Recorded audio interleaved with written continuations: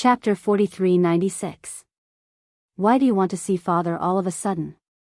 Gong Jia was pleasantly surprised. He held Yun Shishir's shoulders in disbelief and asked, "Have you decided to forgive father?" Yun Shishir did not answer. Instead, she looked deeply at Gong Jia. The relationship between him and me is very complicated. However, I had secretly promised that if Yu was safe and sound, would choose to let go of everything and not bear any grudges. Now that Yu is really safe and sound, perhaps even God is guiding me to forgive him. Gong Jia was comforted and asked, "Don't you hate him anymore?" "Of course I do. How can I not hate him?" As Yun Shishir spoke, she sighed and turned to look at the boundless sea. She smiled and said, "I admit that I was too vicious in the past. At that time, I blamed all my misfortunes on him." Actually, she understood. All the fortune and misfortune in her life had been caused by that man. It was because of him that she had become an orphan. However, it was also because of him that she had become entangled with the Mu family. Everything that had happened after that, including the entanglement between her and Mu Yaja, was also because of him. However, all the misfortunes had made her hate him. However, she had not been grateful to him for all the good things that had happened. She wanted to punish him with such unfairness. However, in reality, they were the ones to be punished in the end. There was no winner or loser between the two of them. She had decided to let go of all her grudges. It could be considered as doing it for her family.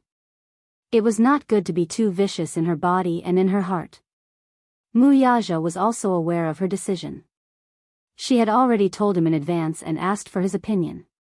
What opinion could Mu Yaja have? After all, Gong Xiaoying was her father, her biological father. Blood was thicker than water. There were some things that could not be severed in this lifetime. Mu Yaja still had some opinions about this father-in-law of his. His own son had been cheated by his grandfather, and he had been cheated so miserably.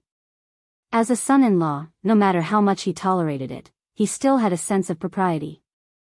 However, when Yun Shishir told him that she had decided to forgive Gong Xiaoying and asked for his opinion, Mu Yaja said, "This is a grudge between you and your father.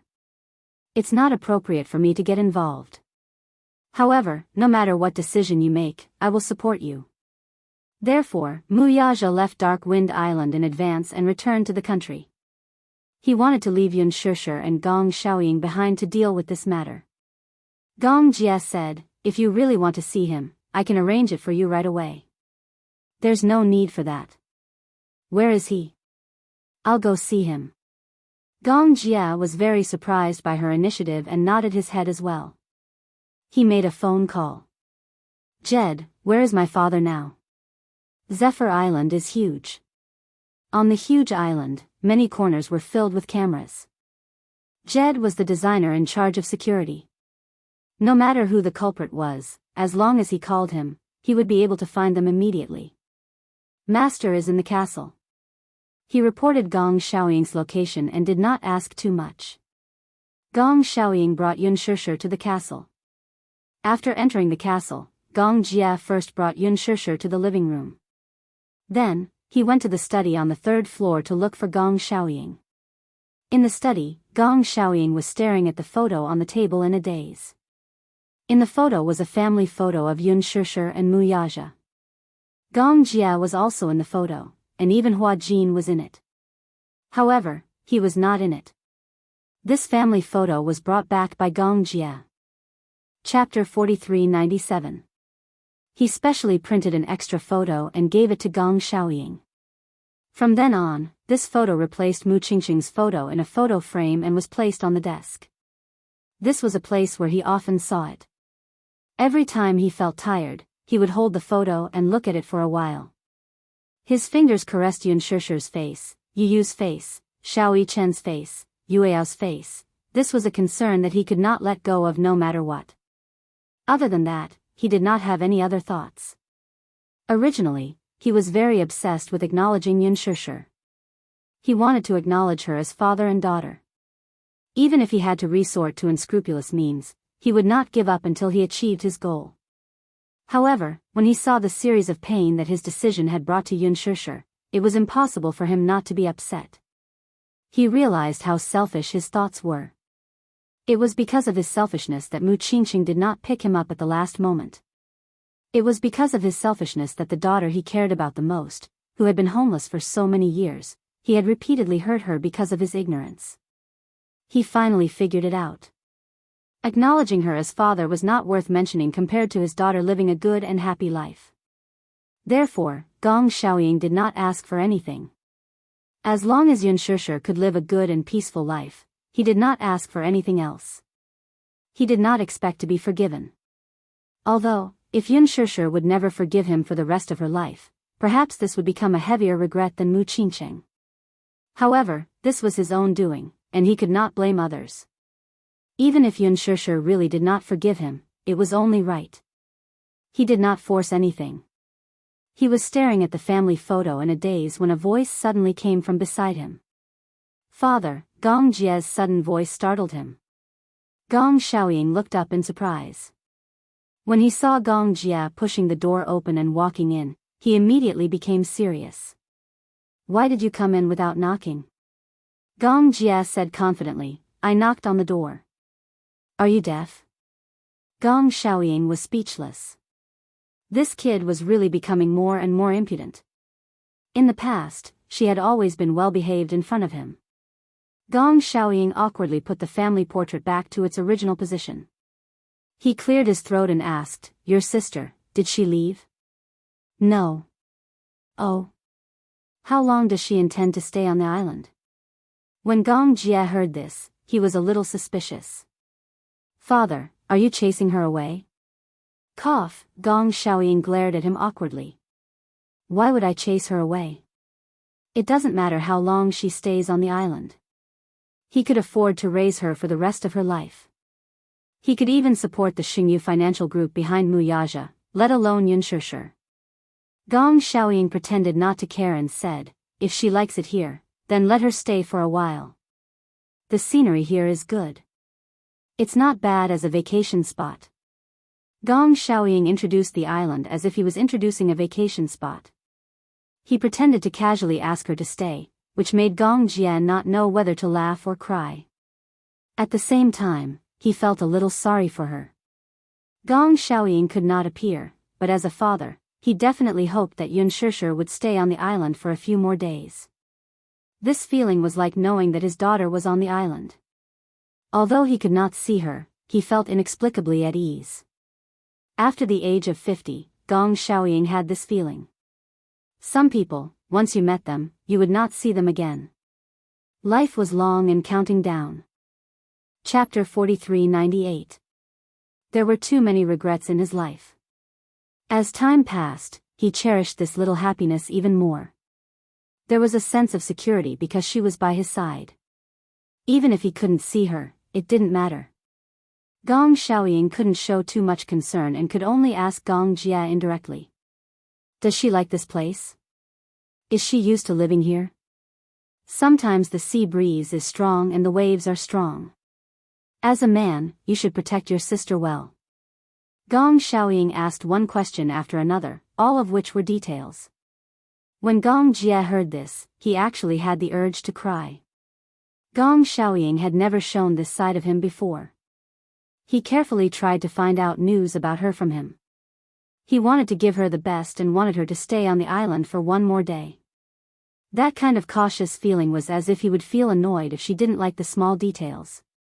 He was a devoted father who wanted to give her the best from the bottom of his heart. "Why don't you ask her yourself?" "Ask her?" Gong Xiaoying smiled helplessly. "She hates me so much, how can I appear in front of her? As a father, I'm not qualified. As her younger brother, you can't wrong her. Do you understand? Father, you don't have to give orders like an officer.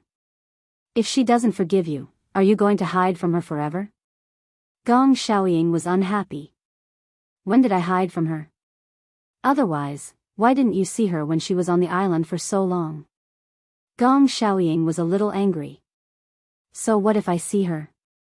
At that time, she was worried about you and I didn't dare to disturb her. Moreover, the person she didn't want to see the most was me. What if I suddenly saw her and she ran away in anger? So you're like a coward, locking yourself in the study and secretly looking at the family photos? Gong Jie's words were not pleasant to the ears. Gong Xiaoying was unhappy because of this. Your tone today is very problematic. What do you want to do? Provoke me? I'm just here to tell you. Gong Jia bent down and stared into his eyes. If she wants to see you, will you see her? Gong Xiaoying was stunned when he heard this. She wants to see me? Yes. When Gong Xiaoying heard this, he immediately disagreed. How is that possible? Who are you trying to fool by saying this? Why would she want to see me? What good would it do me to lie to you? Gong Jia shrugged innocently. Besides, she's downstairs. You'll know whether I'm lying to you or not. Or are you afraid to go? Gong Xiaoying was stunned. He asked in a roundabout way, why does she want to see me? You have to ask yourself this question. It's not good for me to interfere in the matters between you and your father. After Gong Jia finished speaking, he raised his wrist and looked at his watch. She said she's willing to wait for you for 30 minutes. If you don't want to see her, she won't wait. Father, it's up to you. After saying this, Gong Jia walked away leisurely. Gong Xiaoying glared at his back view and said angrily, this little rascal, he has no respect for his elders. Following this, Gong Xiaoying actually didn't have the confidence to tell her that Yun Shishir wanted to see him. He didn't know why she wanted to see him. Could it be that he had been discovered secretly watching her through the surveillance camera? Chapter 4399. Other than that, what else could it be? Gong Xiaoying couldn't think of anything. He didn't dare to meet her rashly. He didn't know why, but he was actually very afraid of this daughter. His glass heart really couldn't afford to be hurt.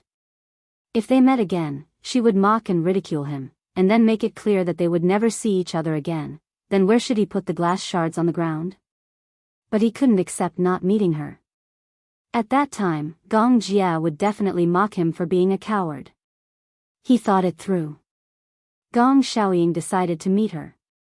He changed his clothes and solemnly tidied up his appearance, as if he was going to an important negotiation. The next time they met, he must leave a good impression on his daughter.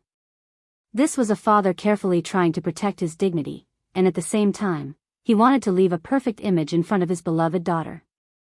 Even if he was prepared for the worst, he also hoped that in the worst-case scenario, he could leave a place in Yun Shishir's heart. Gong Xiaoying tidied himself up and went out, only to find that 30 minutes had passed. Gong Jia said that Yun Shishir was in the living room. He walked towards the living room with his walking stick, almost without grace. When he walked into the living room, he didn't find anyone there. Gong Xiaoying looked around, but didn't see anyone. He couldn't help but feel disappointed. 30 minutes had passed. That person had probably already left. She had given him 30 minutes of grace. He wasn't willing to wait for another minute.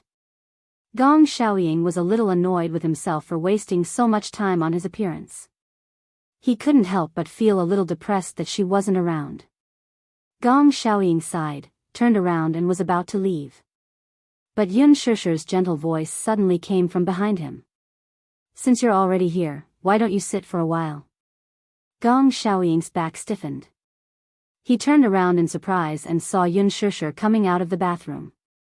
She was wiping her hands with a towel while looking at him calmly. Just now, the reason why he didn't see her at first glance was because she went to the bathroom to wash her hands. When she walked out, she saw that he was about to leave. She was a little surprised. Just now. I didn't see you. I thought you had already left. Facing her like this, he seemed a little embarrassed and nervous, so much so that his words were not as swift and decisive as before. In the past, no matter who he faced, he always had a feeling of superiority. Even when facing her, it was the same. Knowing that she was still alive, when he went to see her, he wanted to give her the dignity and aura of a father. But that was just how people were. It was just that he had lost it once and did not know how to cherish it. Now, he didn't even care about grace. Just speaking carefully in front of her was enough to make her tremble with fear. Are you not going to sit? I brewed some tea, and it's getting cold now. Xianxia took the lead and sat down on the sofa. She had already brewed a pot of tea on the coffee table. There are many good teas on the island. I've never seen some of them before. Using this topic, Gong Xiaoying broke the deadlock. Do you like black tea or green tea? Whether it's black tea or green tea, I don't refuse any. But compared to green tea, I prefer black tea. Especially in winter, when I brew a cup of Jianghu Mei and Chimen tea, I feel my body warming up. I like black tea too. I heard from Shao Jia that you actually like coffee the most. Chapter 4400. Xianxia said, like my mother, she loved coffee too.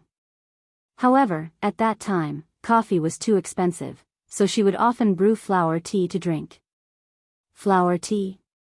Yeah. It was rare for Xianxia to talk about their childhood with Gong Xiaoying.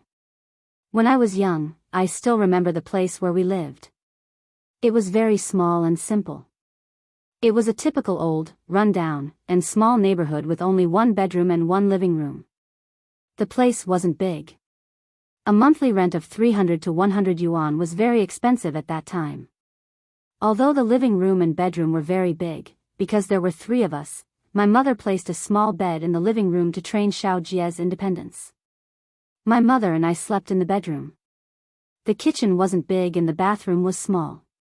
When I was young, I could only squeeze in the bathtub with Shao Jia. When I was young, my health wasn't very good and I often caught colds from the cold. However, although the house was small, the garden that came with it was very big. Garden? Xianxia nodded.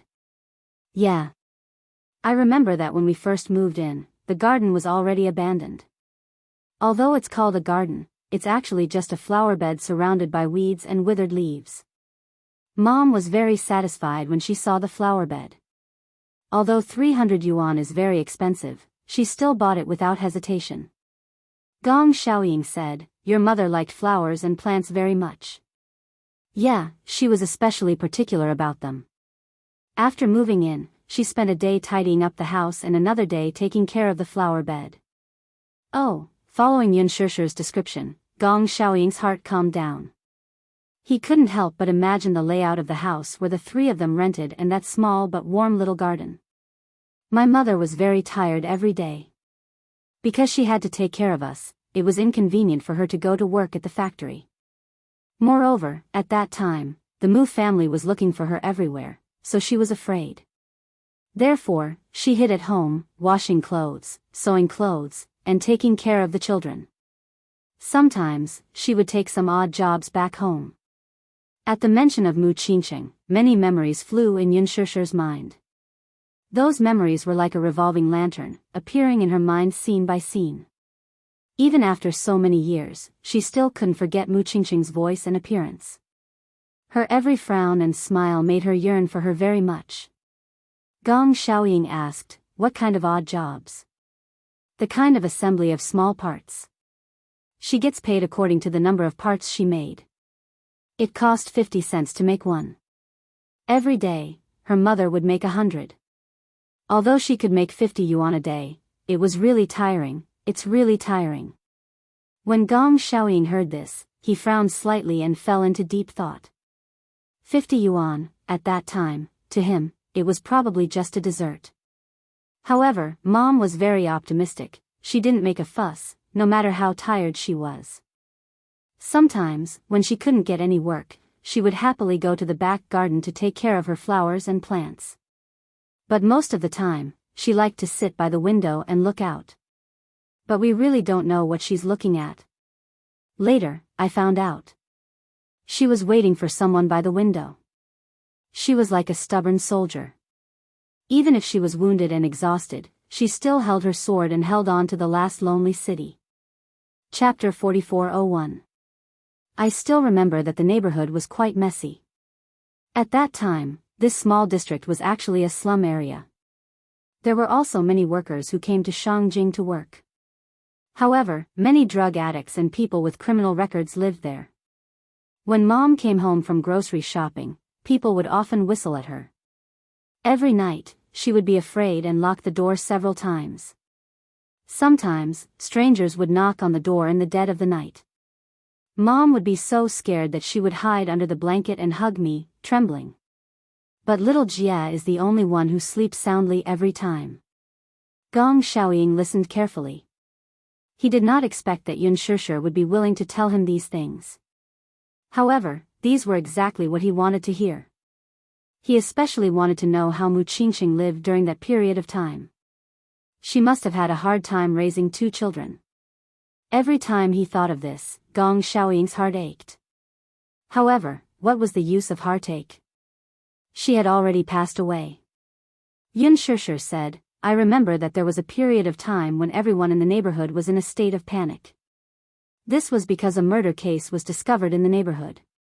A prostitute died in a rented apartment. It was said that she had recruited a customer who was a drug addict.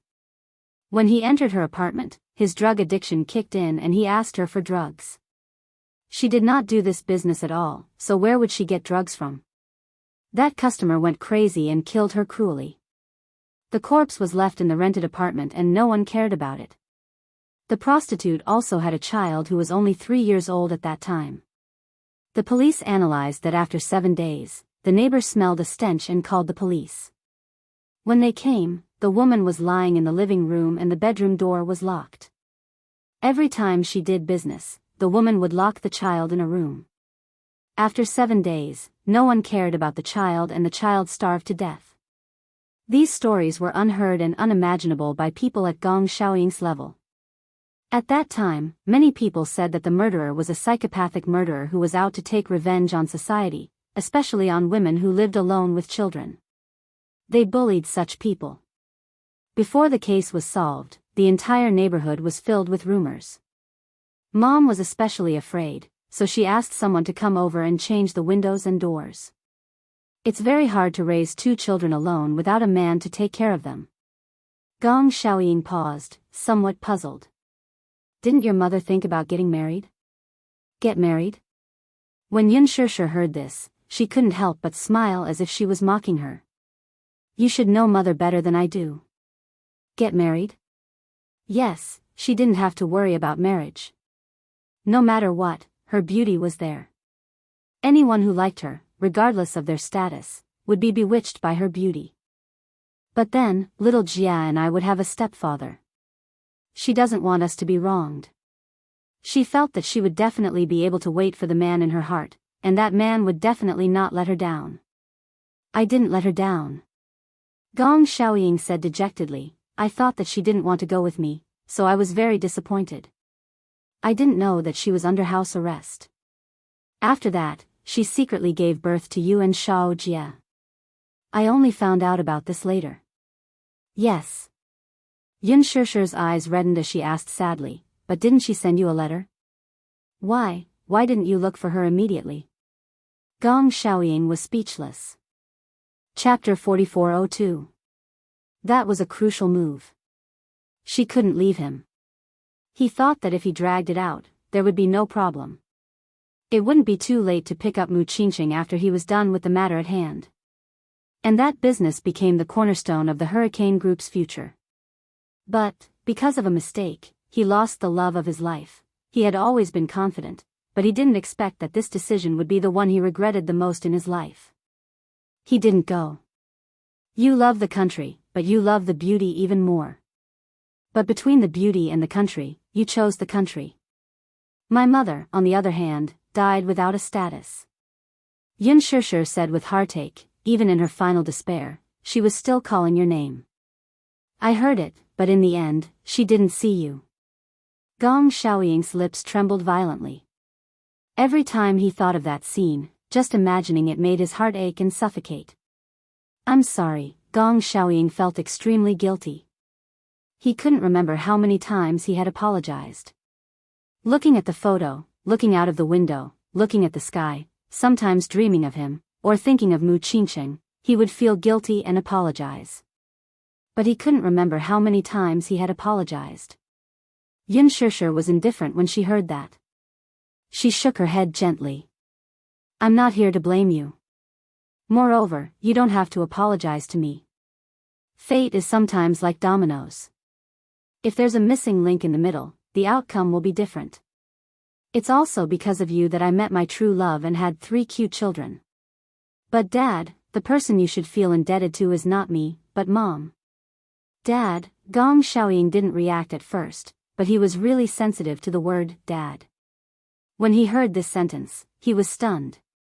He raised his head in disbelief and looked at Yunshushi. She looked at him calmly. There was a faint smile at the corner of her mouth. It was relief, calmness, gentleness, and at the same time, a little mockery. I originally thought that I would never say this word to you in this lifetime. She paused and continued, not only did you hurt my mother, but you also hurt Yu and Gong Fan. You even hurt Xiao Yichen. Logically speaking, I shouldn't forgive you. I shouldn't forgive you in this lifetime. Gong Xiaoying gulped. The man who was originally in high spirits was now sitting in front of his daughter, but he did not dare to speak. He was afraid that if he said something wrong, she would be angry again. However, at this moment, he had too many doubts in his heart. This was nothing. She called him Daddy. Did this mean that she was willing to acknowledge him as her father? Gong Xiaoying was agitated, uneasy, speculating, and suspicious. There was a hint of caution in his eyes, which made Yunshushi feel a little sad. Mother must really want me to acknowledge you. Sometimes, in my dreams, I would dream of her. She stood in front of me, smiling, looking at her as if I saw myself. The reason why I have such a deep impression of her appearance is because I really look like her. Perhaps this is also a kind of inheritance. Back then, even in such a difficult environment, she hid for so long. For so long, she questioned whether she should give birth to Shao Jia and me. It was all for the sake of passing on her life. Even if she's no longer around, she still hopes that Shao Jia and I can be by your side. Chapter 4403. When Yu returned to Hurricane, I once made a wish in my heart. If he and Gong Fan could be well, I was willing to let go of all the grudges. She did not want to remember these grudges anymore. She was willing to let go of everything. God bless her. In the end, Yu and Gong Fan were safe and sound. Hence, she had to keep her promise. Yunshushi looked up, pursed her lips, and looked out of the window. Finally, her gaze slowly fell on Gong Xiaoying. She took a deep breath, and then, a gentle smile appeared on her face. Daddy, this one word almost certainly implied that she was willing to acknowledge him as her father. At that moment, Gong Xiaoying's rationality collapsed. He had thought that she would hate him for the rest of her life. But he had never thought that she would be willing to forgive him. Gong Xiaoying covered his face and let the tears wreak havoc in his heart. In an instant, he choked up like a child. He was very stingy with his tears. When he heard the news of Mu Qingqing's death, he rarely shed tears. At that time, he was still a little confused about the fact that Mu Qingqing had left him forever. He even vaguely felt that she was not dead and was just hiding from him. However, after a long time, when he looked at her photo, at a certain moment, the thought that she was really dead came to him. Finally, he could not take it anymore and cried once. This time, Yunshushi had completely let go of her hatred for him. He could not help but cry again. This was one of the few moments of tenderness in his life. An iron-blooded man, an all-powerful man who stood at the top of the world, at this moment, in front of his beloved daughter, he had completely broken down. Yunshushi could not help but be moved. She stood up, walked to his side, and gently patted his shoulder. Dad, don't cry, Shushi, I'm really sorry. Yunshushi kept saying that he did not owe her anything. But did he really not owe her anything? Her words could not convince him at all. He owed her, and he owed her a lot. The sadness in his heart was about to overflow. Yunshushi knelt down and tried to wipe his tears away. But no matter how hard she tried, her own tears kept flowing. She didn't know whether to laugh or cry. As she wiped away his tears, she also wiped away her own tears. Dad, why are you crying? You're putting me in a difficult position. Are you really willing to acknowledge the Gong family? Gong Xiaoying was still extremely cautious and careful. He was afraid that her words were just empty words. What else? I've already said so. Do you still suspect that I'm unwilling to acknowledge the Gong family? No, Gong Xiaoying's heart ached as he hugged her tightly. Sure, let daddy hug you. This sentence finally broke the last line of defense in Yunshish's heart. She gently snuggled into Gong Xiaoying's arms. At this point, it also meant that the relationship between father and daughter had finally been reunited. Gong Jia stood at the door and pushed it open. He looked at the father and daughter who were hugging each other and choking with sobs. His eyes were filled with bitterness. He bit his lip as he looked at this scene, but he felt extremely gratified. He had a family again. Memories flew. It was as if the scenes from his childhood had appeared before his eyes. In the rented apartment, Mu Qingqing was meticulously preparing the hot pot. Chapter 4404. He and Yunshishi ran back to the kitchen and lay on the kitchen counter, drooling over the fresh beef.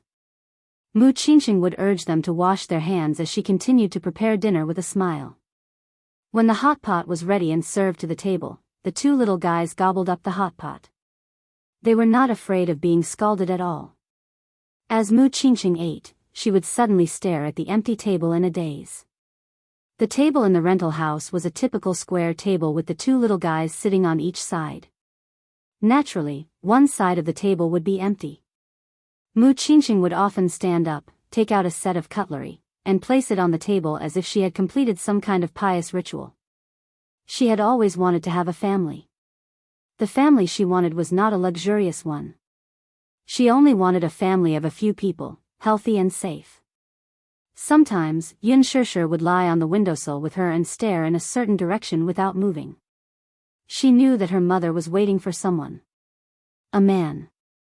And she knew that this man was her and Xiao Jie's father. But no matter how much she waited and hoped, she could not find him. Sometimes, Yunshishi would accompany her mother and wait by the window. Gradually, she would get sleepy and lie on her arm with her eyes closed, half asleep. In a daze, she saw her mother suddenly run out. Through the yellow afternoon window, she saw her mother throw herself into the arms of a man without a care for her own safety. The man was very tall with a pair of straight legs. He was dressed in a suit and leather shoes. His every movement gave people a sense of security. This was something that Yunshishi, who had been living a homeless life, had never dreamed of. She tried hard to raise her head to see the man's face, but just as she raised her head, she woke up. At that time, she was looking out of the window in a daze. She did not realize that the scene just now was just her hallucination. She could not help but feel a little disappointed. She turned around and saw that her mother was still sitting beside her. She held her chin and looked out of the window as if she could not get tired of looking. Yunshishi raised her head and looked at her mother. She pouted and said sadly, "I had a dream just now." What dream? "I dreamt of a man standing outside the door. Then you pounced on him and the two of you hugged each other." She would never forget the look on her mother's face when she heard those words. She stared at her in astonishment, tears welling up in her widened eyes. Her heart ached so much that she pulled Yunshishi into her arms. Suddenly, she broke down and felt so sad that it was as if there was a fishbone stuck in her throat. "Mom, is the person you're waiting for Dad?" Yunshishi asked curiously, "When is he coming to pick us up?" Hearing this, Mu Qingqing couldn't hold back her tears. At that time, she vaguely realized it.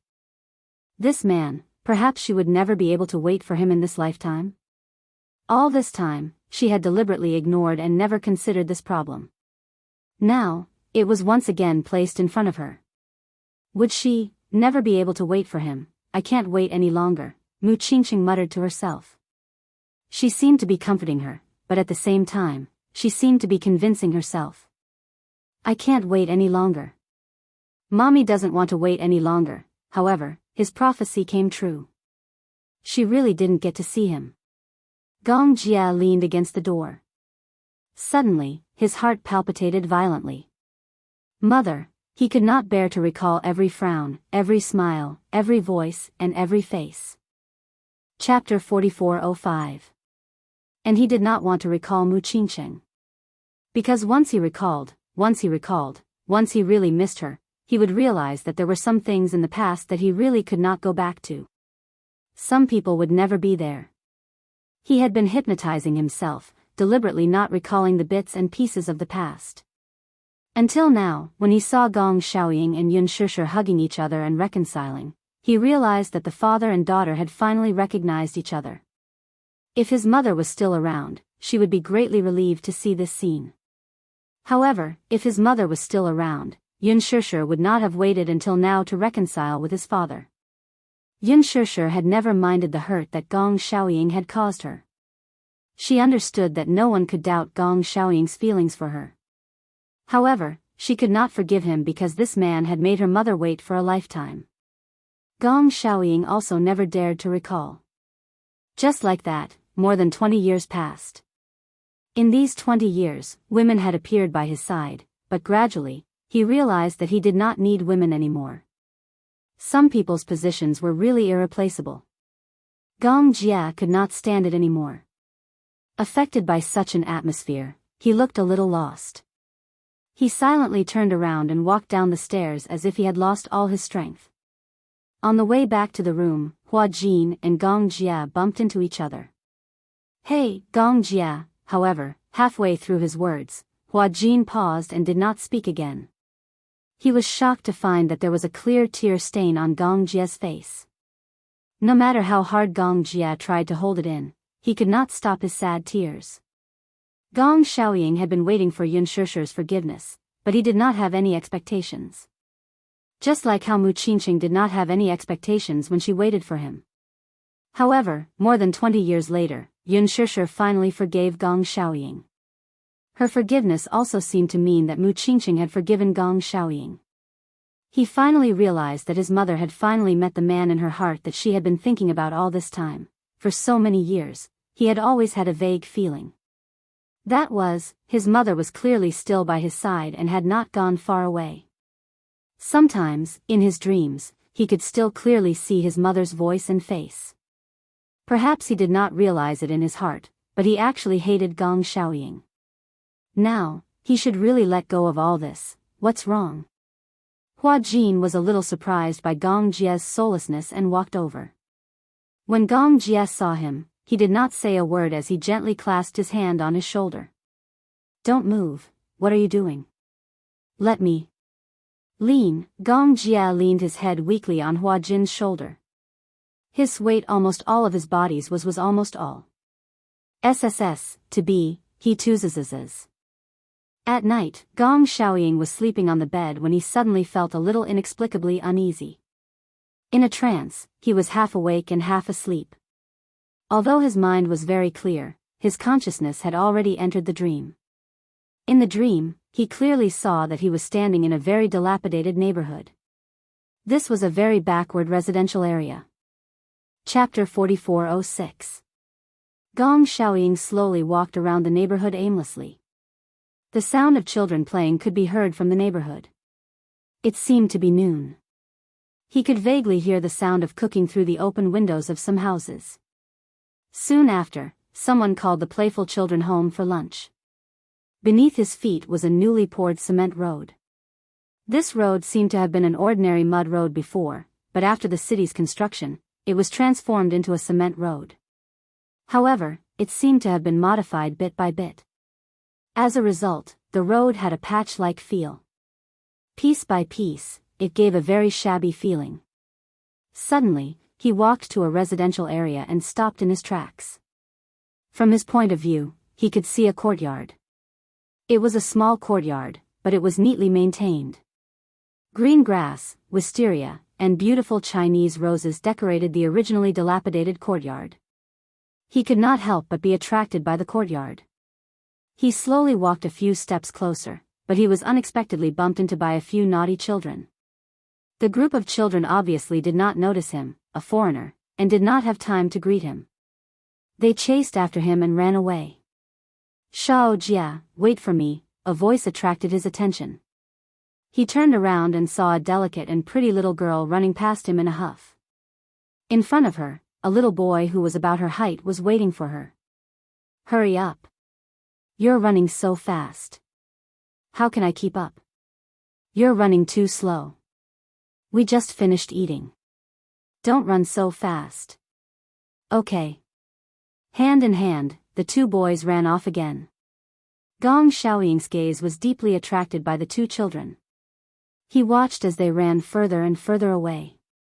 Then, he chased after them a few steps closer. "Run slower." He heard a woman worriedly calling out to them. The voice came from the window in front. He carefully went from the backyard to the front. For the residents of this neighborhood, the courtyard facing south was the main entrance, and the back was the back door. There was an open window at the back door. A woman was sitting by the bed, holding her chin as she watched the two children run further and further away. Helpless, she sat down by the window. From his angle, he finally saw clearly. It was her, the person who had waited for him all his life, the person he had missed all his life. "Qingqing." Gong Xiaoying felt his voice tremble. His voice was so low that the woman obviously did not notice him. Instead, she looked in another direction, not knowing what she was waiting for. Perhaps, others would never be able to understand what it felt like for her to just wait by the window. What was it like to use all your strength to wait for someone? Uneasiness, fear, lost, struggle, all kinds of emotions were mixed up. Gong Xiaoying could not help but mutter, "Qingqing." He walked towards the window. It wasn't until he got closer and closer that the girl in the window inadvertently glanced over and caught sight of him. Her eyes were fiercely startled. She saw him. Gong Xiaoying stopped in his tracks and took a deep breath. He pursed his lips, but he could not hold back his tears any longer.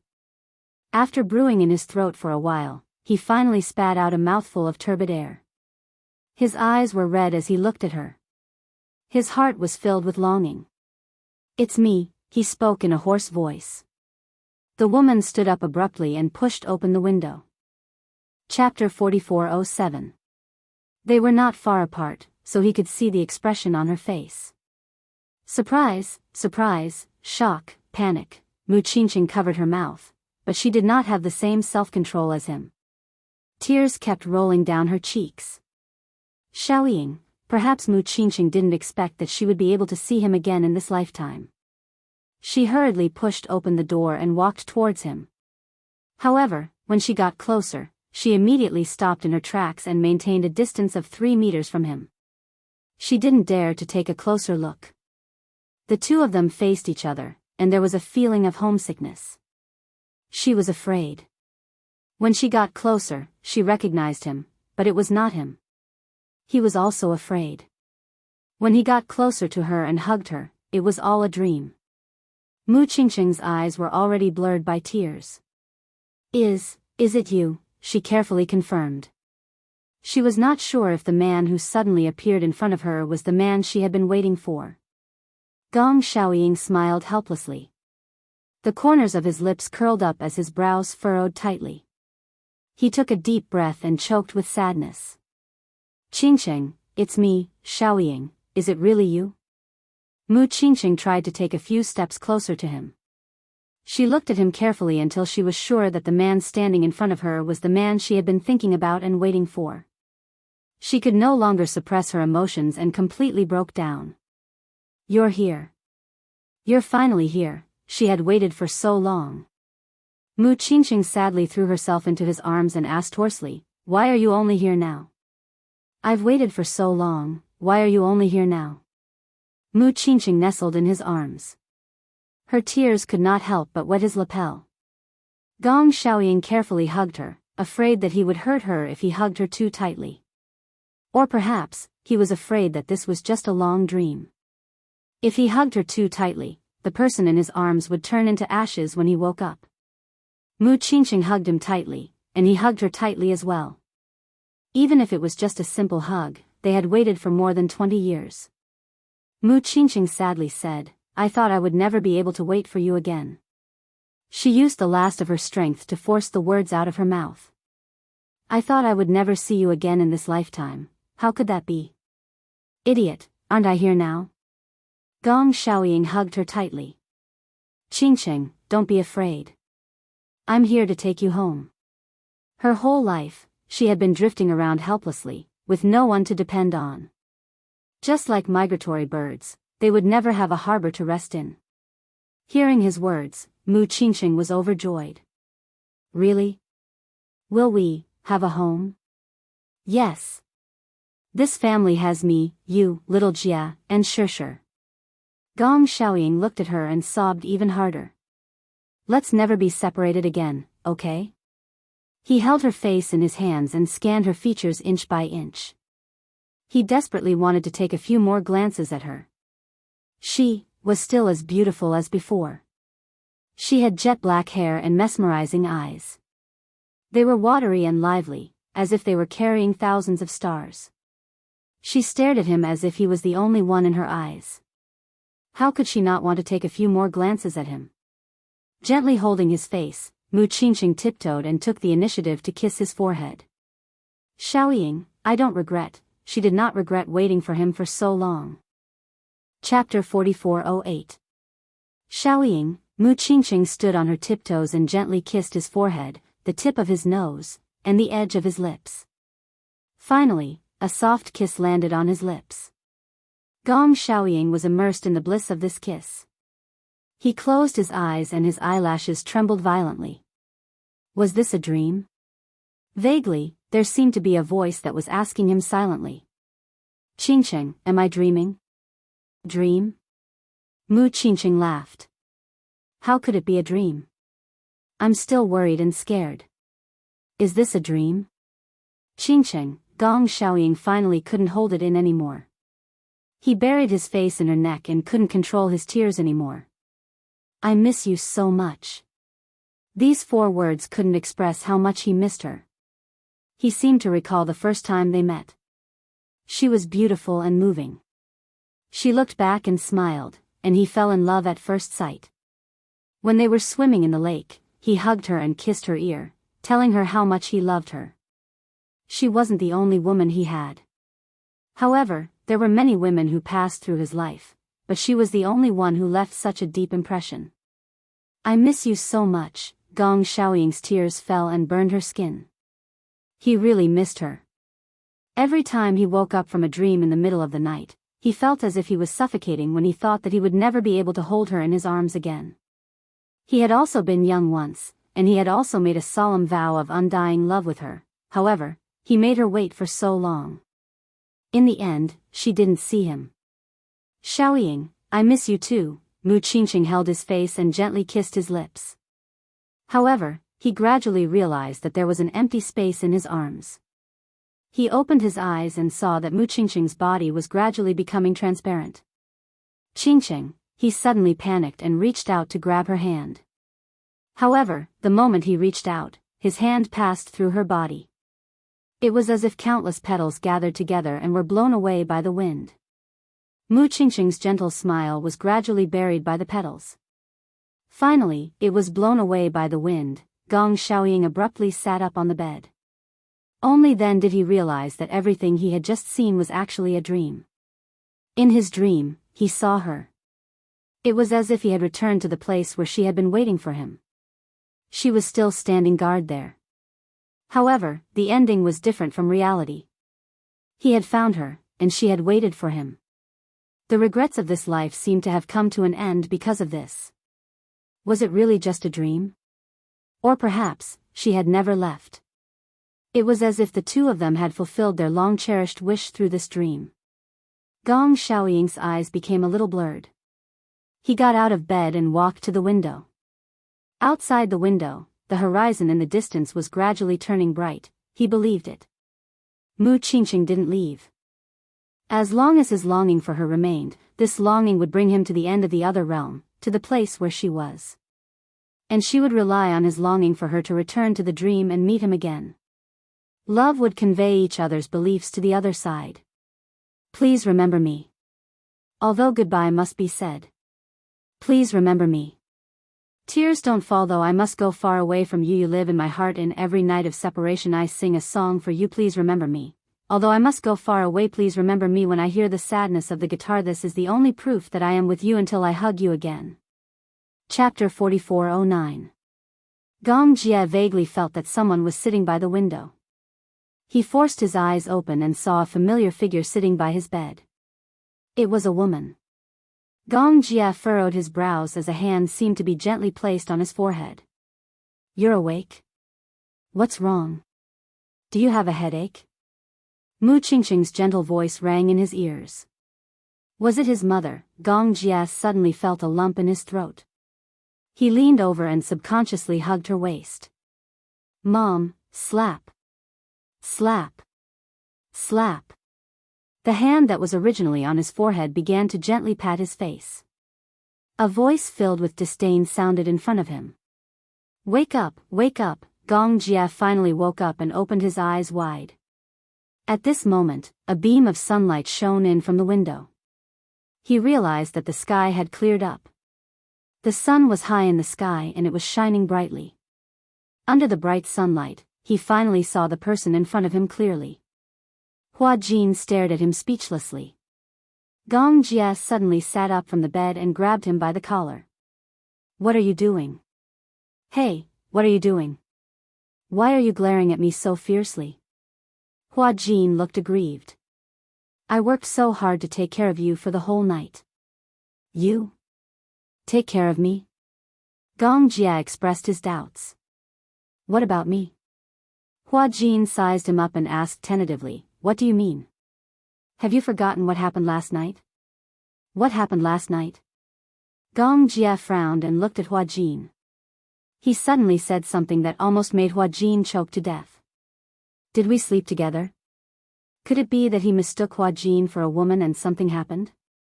Although he was drunk and did not recognize anyone, he had to admit that Hua Jin was indeed more beautiful than a woman.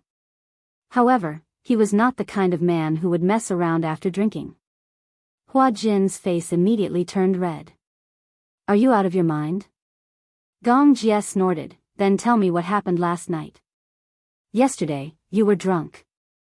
I was afraid that you would vomit in the middle of the night, so I stayed by your bedside and didn't sleep the whole night. Vomit? I remember there was a man on the news who got drunk. He was so drunk that he vomited all over his body. However, because he didn't clean up the vomit in his mouth in time, it went back into his trachea and he eventually suffocated. If you died because you were drunk, wouldn't that be a pity? Gong Jie's expression turned even uglier. Could it be that in his heart, he was that inferior? When Hua Jin saw his cold face, he was instantly annoyed. Heh, you really have no conscience. He stood up angrily. Just as he was about to turn around, Gong Jie took a deep breath and gently held his forehead. Because he drank a little wine last night, he had a hangover and had a bad headache. He furrowed his brows and said helplessly, Sorry, I mistook you for my mother just now. Your mother. When Hua Jin heard this, he immediately turned around and sat by the bed. He asked curiously, Is your mother called Mu Qingqing? Last night when you were drunk, you kept calling out, Mom. Are you thinking of your mother? Sure and her father have also acknowledged each other. This is probably your mother's wish. Chapter 4410. Gong Jie smiled all of a sudden. She's not dead. Not dead? Yes. Gong Jie turned around, opened the drawer, and took out a photo frame. In the photo, a woman was sitting on a flower bed. It was a photo taken casually. There were not many photos of Mu Qingqing when she was alive. Gong Jie had put in a lot of effort, but many of Mu Qingqing's photos were lost one after another when they moved or when they were dealing with her funeral. This was his best preserved photo. Gong Jie looked at the photo with a gentle gaze that he had never seen before. She's always lived in my heart. He had never forgotten. He believed that death was not the main point of life. Forgetting was. The candle of life would not be extinguished easily. The connection between people was their memories. He had always remembered her and carefully kept her in his heart, never forgetting her. He also firmly believed that as long as her memories were still there, she would not disappear. He also believed that once a person lost their life, their soul would go to another world. Although that world did not have a warm body, it had everything that this world did not have. Hua Jin smiled when he heard that. I also believe that as long as your memories are still there, she will always live in your heart. Are you in a hurry to go back? Aren't you going to stay for a few more days? After staying on the island for a few days, Yun Shishir mentioned that she wanted to go back home. On the tarmac, the private jet had been waiting for a long time. Gong Xiaoying, however, was reluctant to part with her. He repeatedly urged her to stay, hoping that she could stay on the island for a few more days. Dad, I didn't go back with Yaja because I wanted to bury the hatchet between us. Now that we've acknowledged each other, it's time for me to go back. However, Xiao Yichen and Yu will stay for a few more days. Hua Jin and Natalia will have to stay on the island for a while longer. Alice refused to let Natalia leave. She said that Yu needed a long period of observation after a few days, so she could not go back with Yun Shishir immediately. Thus, she could only return alone. Gong Xiaoying held his beloved daughter's hand, but he was reluctant to let go. He couldn't bear to let her go. Yun Shishir smiled and said, "It's not like we'll never see each other again. Anyway, since you've handed over Hurricane's affairs to Shao Jia, you can come to our place to stay for a few days when you're free." However, Gong Xiaoying had his own concerns. "Shishir, do you think he will accept me?" Yun Shishir was stunned. She knew that Gong Xiaoying was worried that Mu Yaja would not accept him. "Dad, do you still hate the Mu family?" Gong Xiaoying's gaze turned complicated. He sighed and said helplessly, "Hate is just a term used by incompetent people. Rather than hating the Mu family, I might as well hate myself more." However, he used to be so proud. How could he be willing to face his own mistakes? However, at that moment, he had thought things through. It was impossible to say that he did not hate the Mu family. However, he did not hate Mu Yaja as much as before. "You and he are the two most important men in my life. Since I've decided to accept you and not hate you anymore, then he will naturally let me do as I wish. He won't hate you, so don't worry." Only then did Gong Xiaoying relax a little. "I'll tell him that I'm sorry the next time we meet. He had hurt Yu and Xiao Yichen."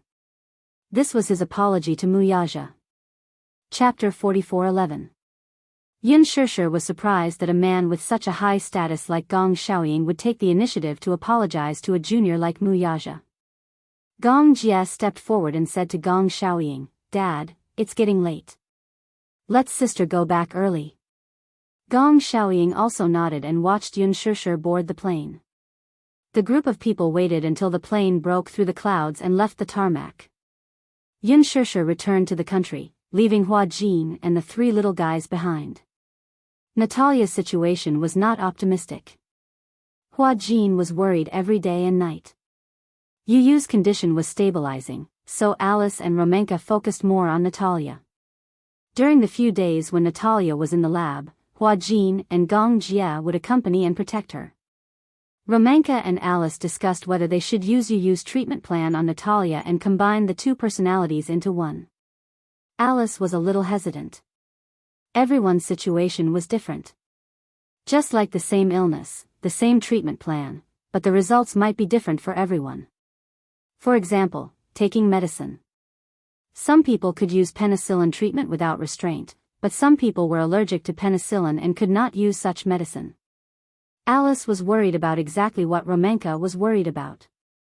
He was also worried that Yu's treatment plan would not work on Natalia.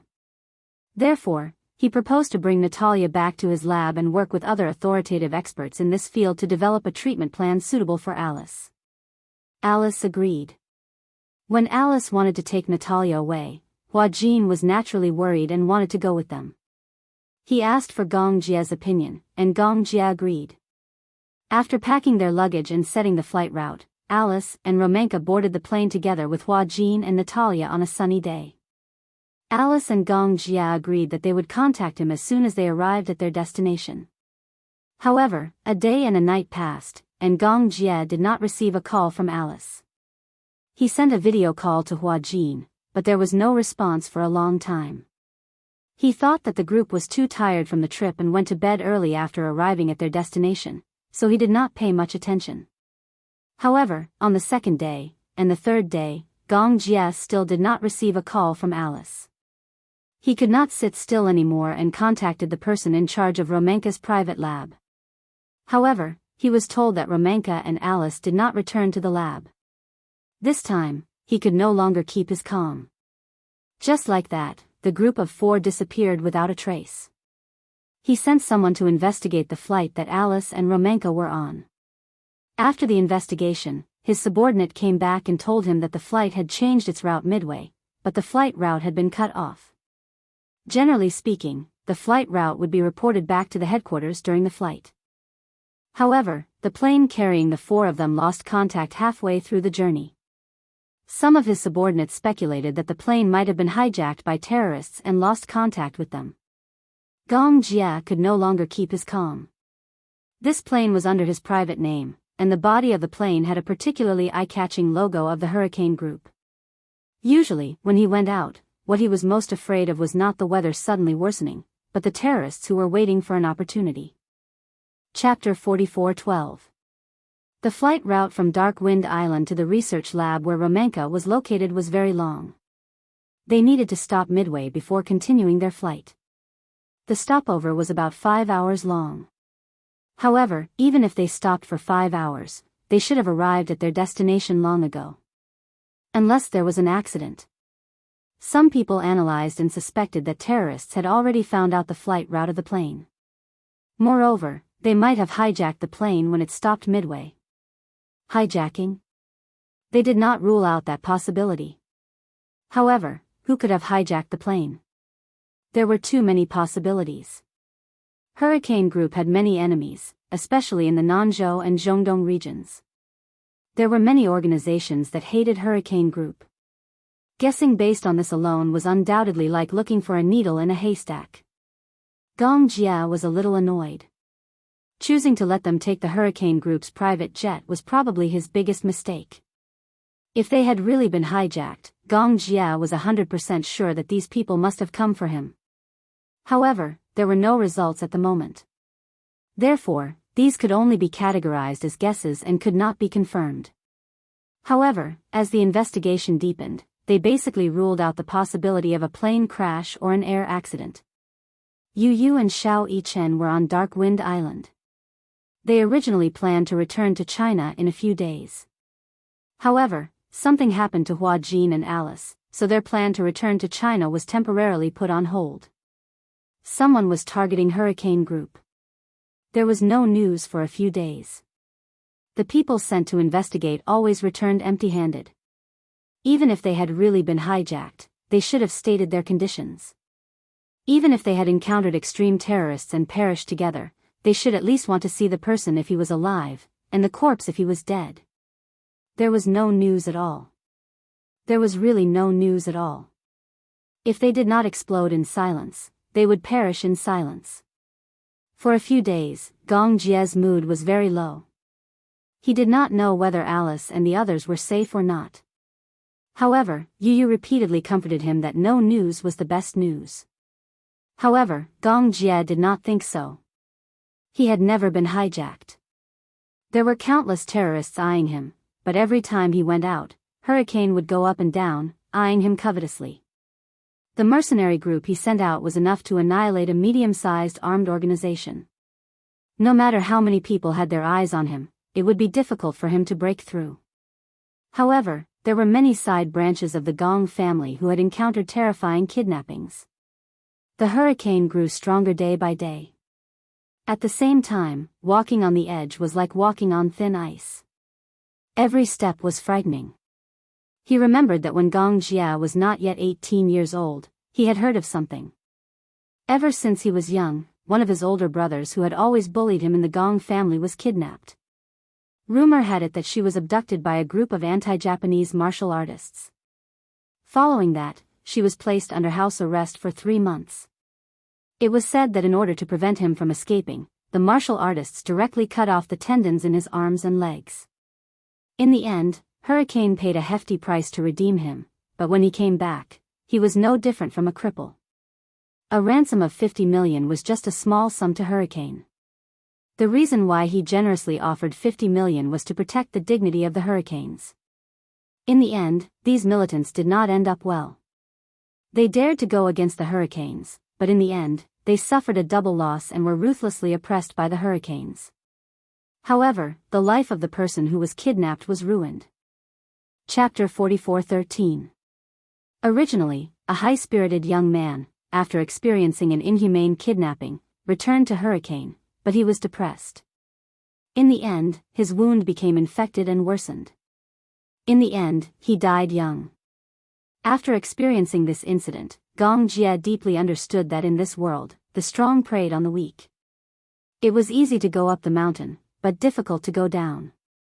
When a person finally reached the peak and stood there for a long time, as the saying goes, it is lonely at the top. Wanting to come down again is no longer a simple matter. As the son of Hurricane, from the moment he returned to the Gong family, he was destined to have an extraordinary life. At the same time, he also shouldered a responsibility that was 100 times more difficult than that of ordinary people. Once you entered this cruel world, it would be impossible for you to escape. Then, he could only become stronger. Gong Jia had always been careful to protect the safety of his family. Every time he returned to China, he would be extremely careful whenever he met with Yunshishi. What he was afraid of was that those who were secretly watching him would shift their attention to Yunshishi. His sister was already married and had a family. She was no longer alone. In addition to her beloved husband, she also had 3 lovely children. He acted cautiously in everything he did, lest he bring her unexpected disaster. Hurricane was the world's arms factory. In addition to the heads of state, the government, anti-government militants, and extreme terrorists, there were all kinds of people who dealt with it. Dealing with killing must be accompanied by killing. Therefore, as the successor of the Hurricane Group, Gong Jia had long been used to the world of open and covert attacks. A moment ago, the president who signed an agreement with him and shook hands with him on friendly terms might go to the International Court of Justice to propose an express restriction on Hurricane in the next second. A moment ago, the terrorists who were baring their fangs and brandishing their claws at Hurricane and threatening to bomb the headquarters of Hurricane, the next second, they stood in front of him with a flattering face, groveling and raising their orders. In this world, there were no eternal friends, only eternal interests. The world was bustling, and I came for the interests. The world was bustling, and I went for the interests. Gong Jia was worried that Hua Jin, Alice, and the others were probably targeted by the terrorists. This was still a relatively ideal suspicion. If they fell into the hands of the extremists, then, the consequences would be unimaginable. Could it be someone from the Temple of Light? Gong Xiaoying and Gong Jia were sitting in the study. Both of them were at a loss of what to do. In the midst of the silence, Gong Xiaoying suddenly raised a suspicion. Gong Jia's eyelids twitched when he heard this. The Sacred Palace sect was a small sect when it was first established. Later on, it became a cult. It had been 20 years since its establishment. At first, it was just an ordinary independent religious group, but after Jim came to power, it slowly began to change. Until now, the Temple of Light had more than 5,000 devout followers. One of the main beliefs of the Temple of Light was the so-called Doomsday belief. The program continued to promote that in the future, the whole world would face a catastrophe, and only those who joined his sect would be spared. The sacred church asserted that the signs of the end of the world were everywhere, such as the destruction of the ozone layer, the spread of AIDS, the outbreak of global racial conflicts, and so on. Only by joining the Temple of Light could one escape the calamity of the apocalypse, because the Temple of Light could provide the believers with the necessary supernatural abilities. Chapter 44:14. As the leader, Jim's main responsibility was to protect the believers and send them to the Holy Land, Sirius.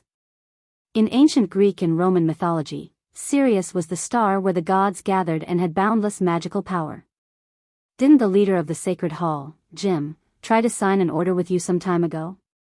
Gong Xiaoying sized up Gong Jia and was puzzled. But you didn't satisfy him. The so-called Sacred Hall is actually a fake religion under the name of Christianity. It's an evil sect. Gong Jia furrowed his brows. Besides, guess what he said in the email? He wanted to sign an order worth tens of millions of USD to resist the restrictions of the International Federation. But he couldn't pay tens of millions of USD. What did he say in the email? He said he wanted to give me his son and daughter and his woman. Gong Jia said coldly, he said he was the son and daughter of the Holy Child and had boundless magical power. And his woman was only one of his many mistresses. He said he was the incarnation of God and she was God's woman. Gong Xiaoying heard and couldn't help but snort. I don't know if he's really crazy or just pretending to be crazy. Gong Xiaoying was a little suspicious. I heard that you humiliated him in your reply to his email. Gong Jia didn't say anything and just kept silent. How did you humiliate him? Gong Jia said. I forgot. In other words, you humiliated Jim. That's the truth. Yeah, then, you angered him because of that. Gong Jia's face became gloomier.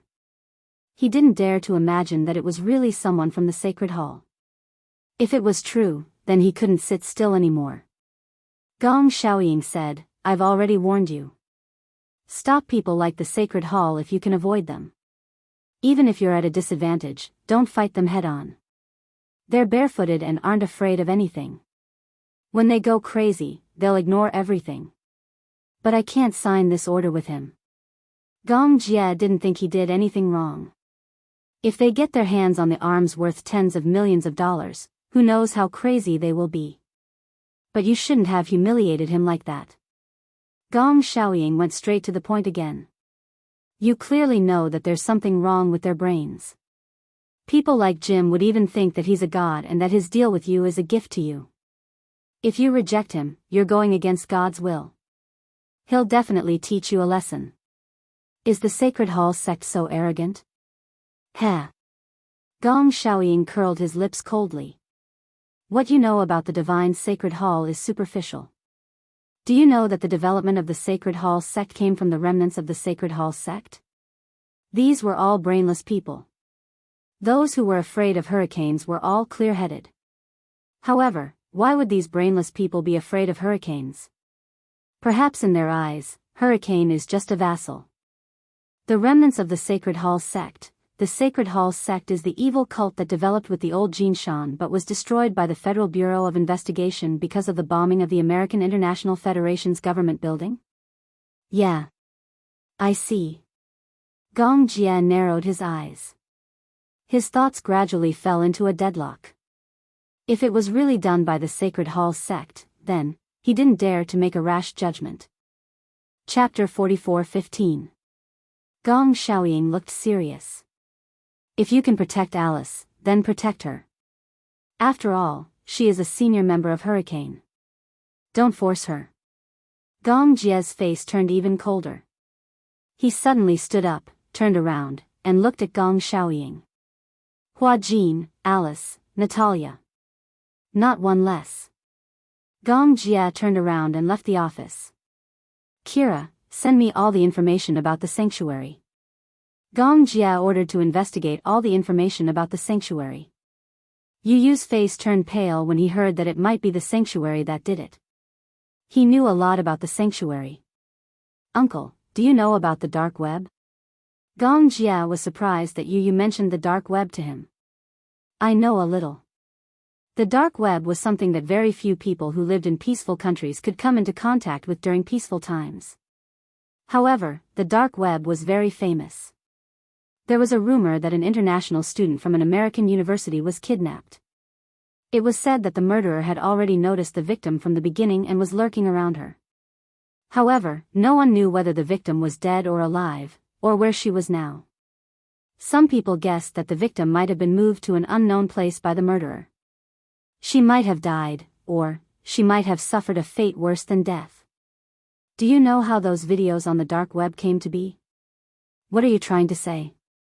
Yu Yu frowned and said with a serious expression, there are many videos on the dark web about mutilation, killing, and all kinds of inhumane Renti experiments. They all came from the sanctuary. Actually, this matter is not known to outsiders. I only learned about this because I intercepted a private email from the sanctuary's leader. Hiss, the man could not help sucking in a breath of cold air. Then. Hua Jin, his first thought was Hua Jin's safety. Even Gong Jie did not realize that at such a critical moment, he was more concerned about Hua Jin's safety than about Natalia. Yu said, if it's really the Temple of Light, then it'll be troublesome. However, I think that if it is really the Sacred Palace sect, they will not do anything to Hua Jin and the others. Perhaps, they will use Hua Jin and the others as hostages to restrain Hurricane and fulfill some of their conditions. Their condition should be the $50 million military order. The Jim Church can't take out that much money at all. They want to gain something without risking anything, so they came up with this idea. But I'm sure that regardless of whether you take out the $50 million order or not, Hua Jin and Alice won't survive. Even if you really take out $50 million worth of munitions, they won't let Hua Jin go.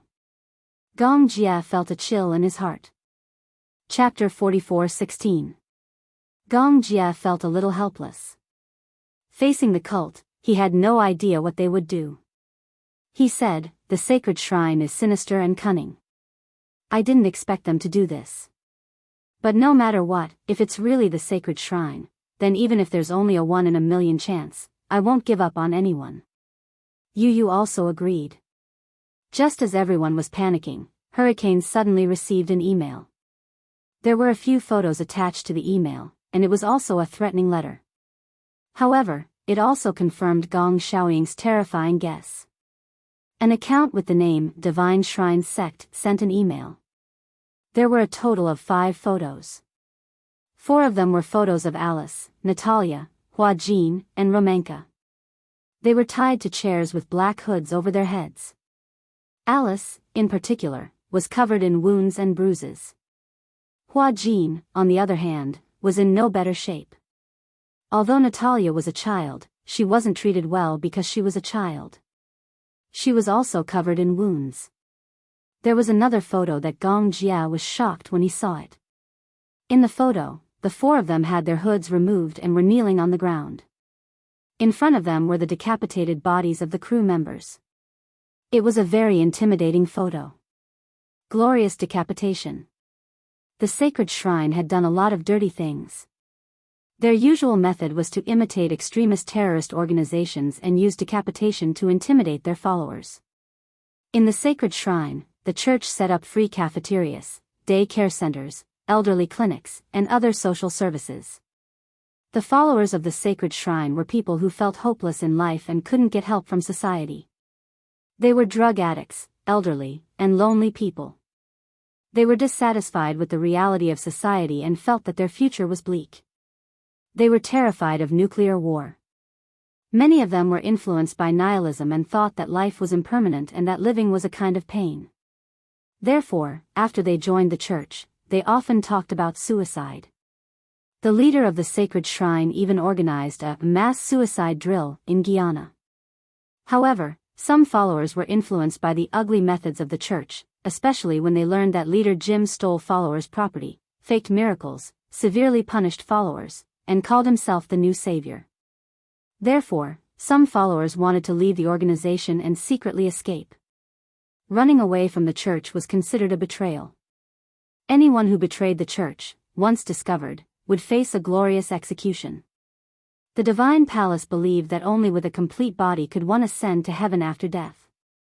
However, once a follower was beheaded, they would only have the fate of going to hell.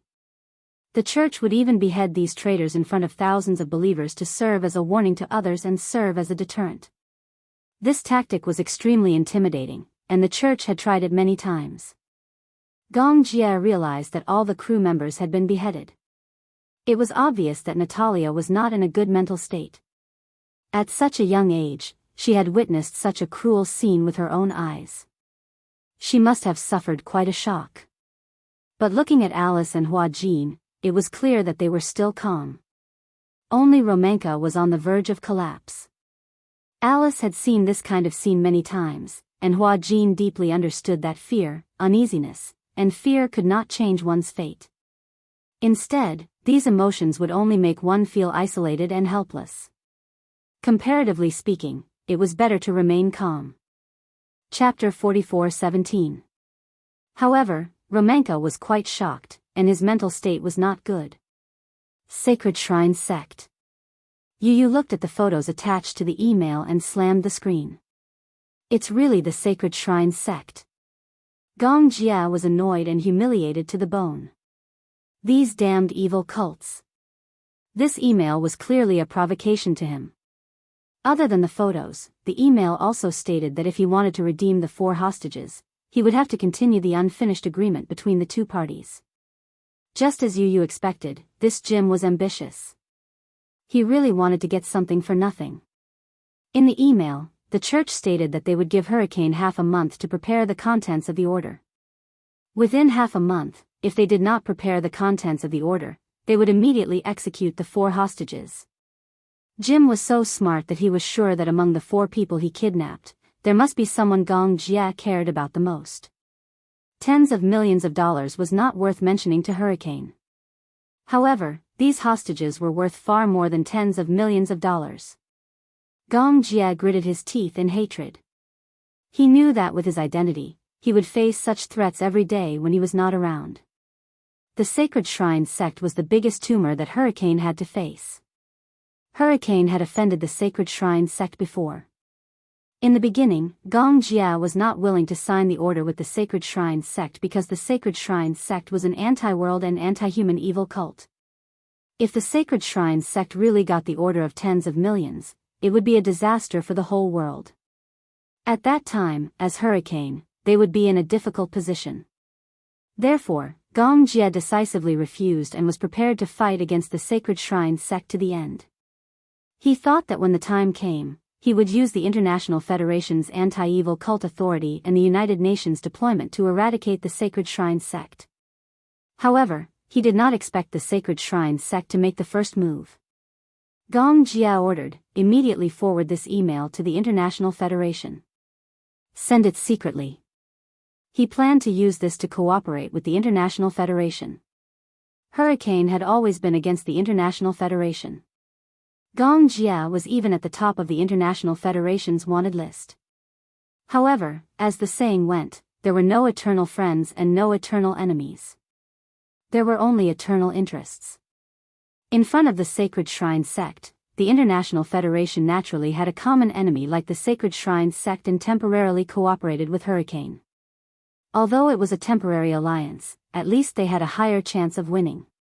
At the same time, Gong Jia was prepared for the worst. He issued an order to start preparing the orders requested by the Sacred Hall.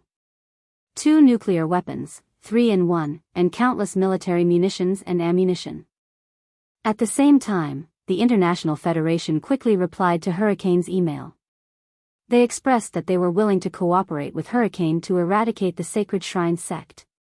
However, the International Federation asked Hurricane unconditionally. Of course, Gong Jia was unwilling. The International Federation's goal was to eliminate the Shrine Sect at all costs and regardless of the consequences. At all costs. In other words, they would not hesitate to sacrifice Hua Jin and the other 3 hostages. However, Hurricane's goal was to protect Hua Jin, Alice, and the other 2 at all costs, regardless of the consequences. Was not important. Chapter 44:18. To get rid of this tumor, they had to wait until the 4 hostages were safe. The cooperation between Hurricane and the International Federation was to reduce the risk. After all, if this order fell into the hands of the Sacred Church, it would be a huge threat to the world. But the International Federation didn't trust Hurricane completely. Hurricane's most optimistic idea was to protect the 4 hostages and prevent the order from falling into the hands of the Sacred Church. Therefore, Hurricane requested the International Federation to cooperate with Hurricane. But the International Federation wasn't willing. They didn't trust Hurricane. In their eyes, Hurricane and the Sacred Church were equal threats. Why would the police be willing to stand on the same side as the world's #1 army and become allies? While the 2 sides were in a stalemate, an accident suddenly happened. Early in the morning, Gong Jia was called to the office by Gong Shaoying. In the office, Gong Xiaoying pushed a laptop in front of Gong Jia with a gloomy expression. This is a new document sent by the sacred church. Take a look. Looking at Gong Xiaoying's expression, Gong Jia suddenly realized that the situation wasn't good. He looked at the laptop that had turned off and then looked at Gong Xiaoying's gloomy expression. He suddenly realized that the sacred church had made a new move. He opened the laptop and stopped at the email. In the email, there was a video file. He suddenly didn't dare to open it. What is this? Gong Jia looked at Gong Xiaoying with a trembling voice. Gong Xiaoying turned to look at him with a gloomy expression. Take a look for yourself. Gong Jia didn't dare to open it. Gong Xiaoying sighed deeply. I'm guessing that there are spies sent by the sacred church to the International Federation. Or maybe, some of the internal members were bribed. It's also possible that the sacred church has a top hacker who intercepted the email sent to you by the International Federation. They know that Hurricane and the International Federation are working together and are probably angry. Gong Jia's body stiffened. He roughly understood what the content of the video was. Shao Jia, bang. Gong Jia slammed his fist on the table. His face was extremely gloomy. Along with the heavy punches, a few cracks appeared on the glass-paved table. Gong Xiaoying didn't mince his words. The Church of the Sacred Shrine already knows that the Hurricane Force has reached an agreement with the International Federation. In my opinion, we might as well terminate the cooperation with the International Federation. Otherwise, if this continues, the hostages' lives will be in danger. Gong Jia took a deep breath and finally decided to watch the video first. After weighing the pros and cons in his heart, he finally opened the video. As soon as the video was played, a hostage was tied up in a dark room, unable to see the sun.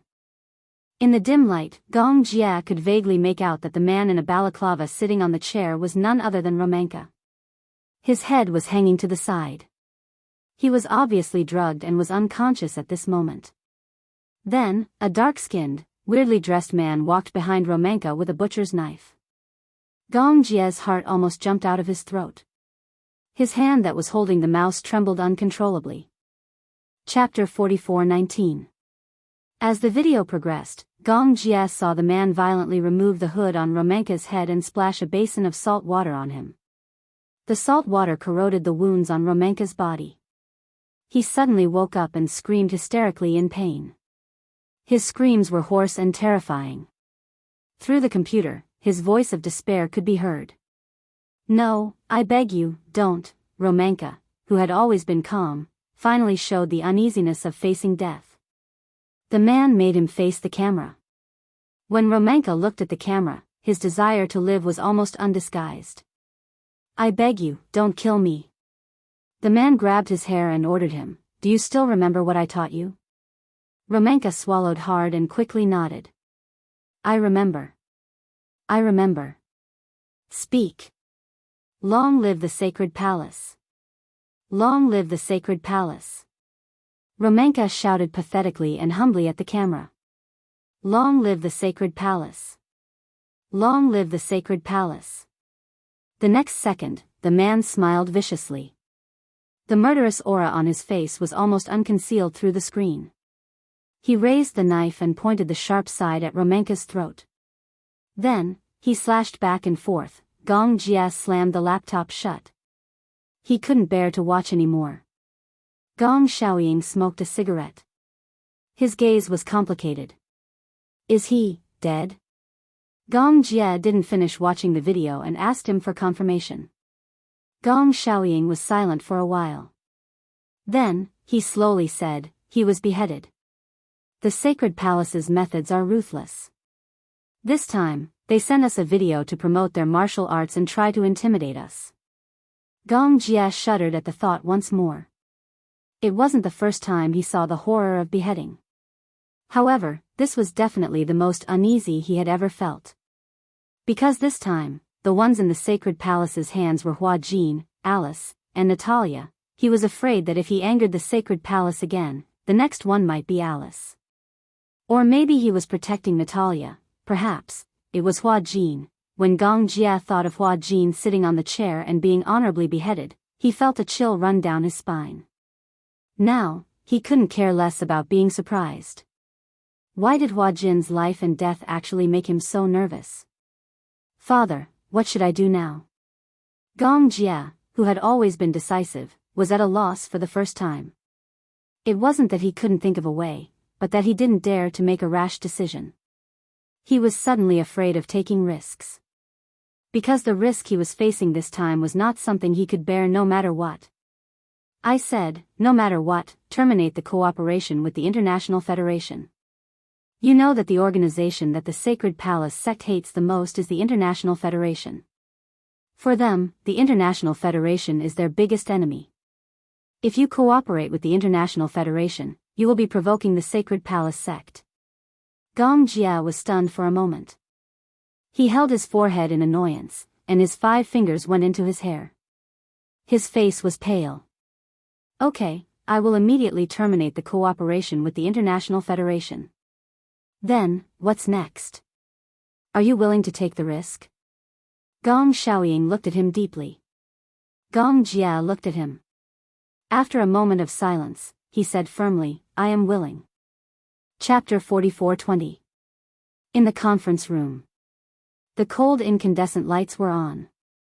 Gong Jia's back was facing the crowd as he leaned back in his chair. He was deep in thought as he looked at the information about the divine sacred temple displayed on the big screen.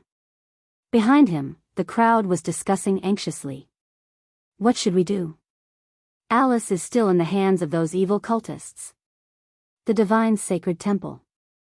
I'm afraid it's going to be a disaster this time. It's said that the divine sacred temple's base is in East Africa. It's a war-torn zone. Not to mention rescuing the hostage, it's not easy to just go in and leave calmly. Is young Master Jia really going to rescue her personally? A mercenary team of 5,000 people. It's not much different from a local battle. If so many people rush in at once, it'll create a huge commotion and be disadvantageous to the situation. Those evil cultists have a lot of eyes. If they know that Hurricane has sent so many people, they'll definitely fly into a rage and kill the hostage directly. Gong Jia swept a cold glance over them. Are you done talking? Everyone was instantly scared into silence. Gong Jia turned around and glanced expressionlessly at his subordinates sitting around the long table. He suddenly stood up and placed his arms on the table, his expression serious. I've decided. Vermilion Bird. The blonde woman immediately stood up. Yes. Gong Jia ordered, you, take 50 elite subordinates and escort the goods to East Africa with me. 50 people? Vermilion Bird raised her eyebrows but was a little worried. Young Master Jia, is 50 people really enough? It's enough. If there are too many people, it'll be difficult to control them. Although Gong Xiaoying had sent him a mercenary team of 5,000 people, it was just as some people had feared. If so many people went together, it would be too big of a commotion and alert the enemy. On the other hand, an elite team of 50 people would be easy to command and wouldn't attract attention. Vermilion Bird also understood Gong Jia's meaning. After confirming it, she nodded. After the meeting ends, I'll mobilize them immediately. Jed. Yes. Go and prepare the goods on the order immediately. Hearing this, Jeda didn't wait for Gong Jia to finish his instructions before asking worriedly, Young Master Jia, are we really going to do as they say? Since when did Hurricane allow these small fries to lead him by the nose? Prepare the goods according to the Sacred Hall's requirements. Those things can trigger a war at any time. Gong Jia frowned. Have I finished? Jed lowered his head guiltily. Nuclear missiles, intercontinental missiles, air defense missiles, none of them are equipped with a missile head. A firearm without a missile was no different from a cell phone without a motherboard or a pistol without bullets. Jed immediately understood. Understood, I'll go prepare it right away. Vermilion Bird asked, when are we leaving? Wait for my orders. Gong Jia raised his wrist and looked at his watch. It was about time for the people from the Sacred Hall to reply. Last night, after leaving Gong Xiaoying's study, Gong Jia learned that someone from the sacred shrine had sent him another email, urging Gong Jia to prepare the goods as soon as possible. Gong Jia proposed a condition for the exchange. Before escorting the goods, Gong Jia had to confirm the safety of the hostages. However, as he expected, the people from the sacred hall were very cautious about this and rejected it immediately. Chapter 44:21. His attitude was firm. He claimed that the most important hostage to him had already been beheaded, and the remaining 3 hostages were dispensable.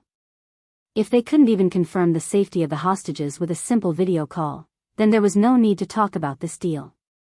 They could do whatever they wanted with the hostages. Gong Jia said this to weaken the confidence of the Sacred Palace sect. They had originally thought that Alice and Natalia would be the 2 most important hostages to Hurricane, while Romanka and Hua Jin would be on their list of targets to be executed. They originally planned to execute Romanka first as a show of strength. If Hurricane didn't cooperate, then they would execute Hua Jin to force Hurricane to submit. Gong Jia said this to make the Sacred Palace sect think that the 3 hostages weren't that important to Hurricane. This would weaken the Sacred Palace sect's confidence. Of course, Gong Jia also knew that the Sacred Palace sect wouldn't believe him so easily. But, Hurricane also issued a warning. Once Jim gave the order to execute the hostages, then it would be the end of the Sacred Palace sect. At that time, Hurricane would use all its power to completely destroy the Sacred Palace sect.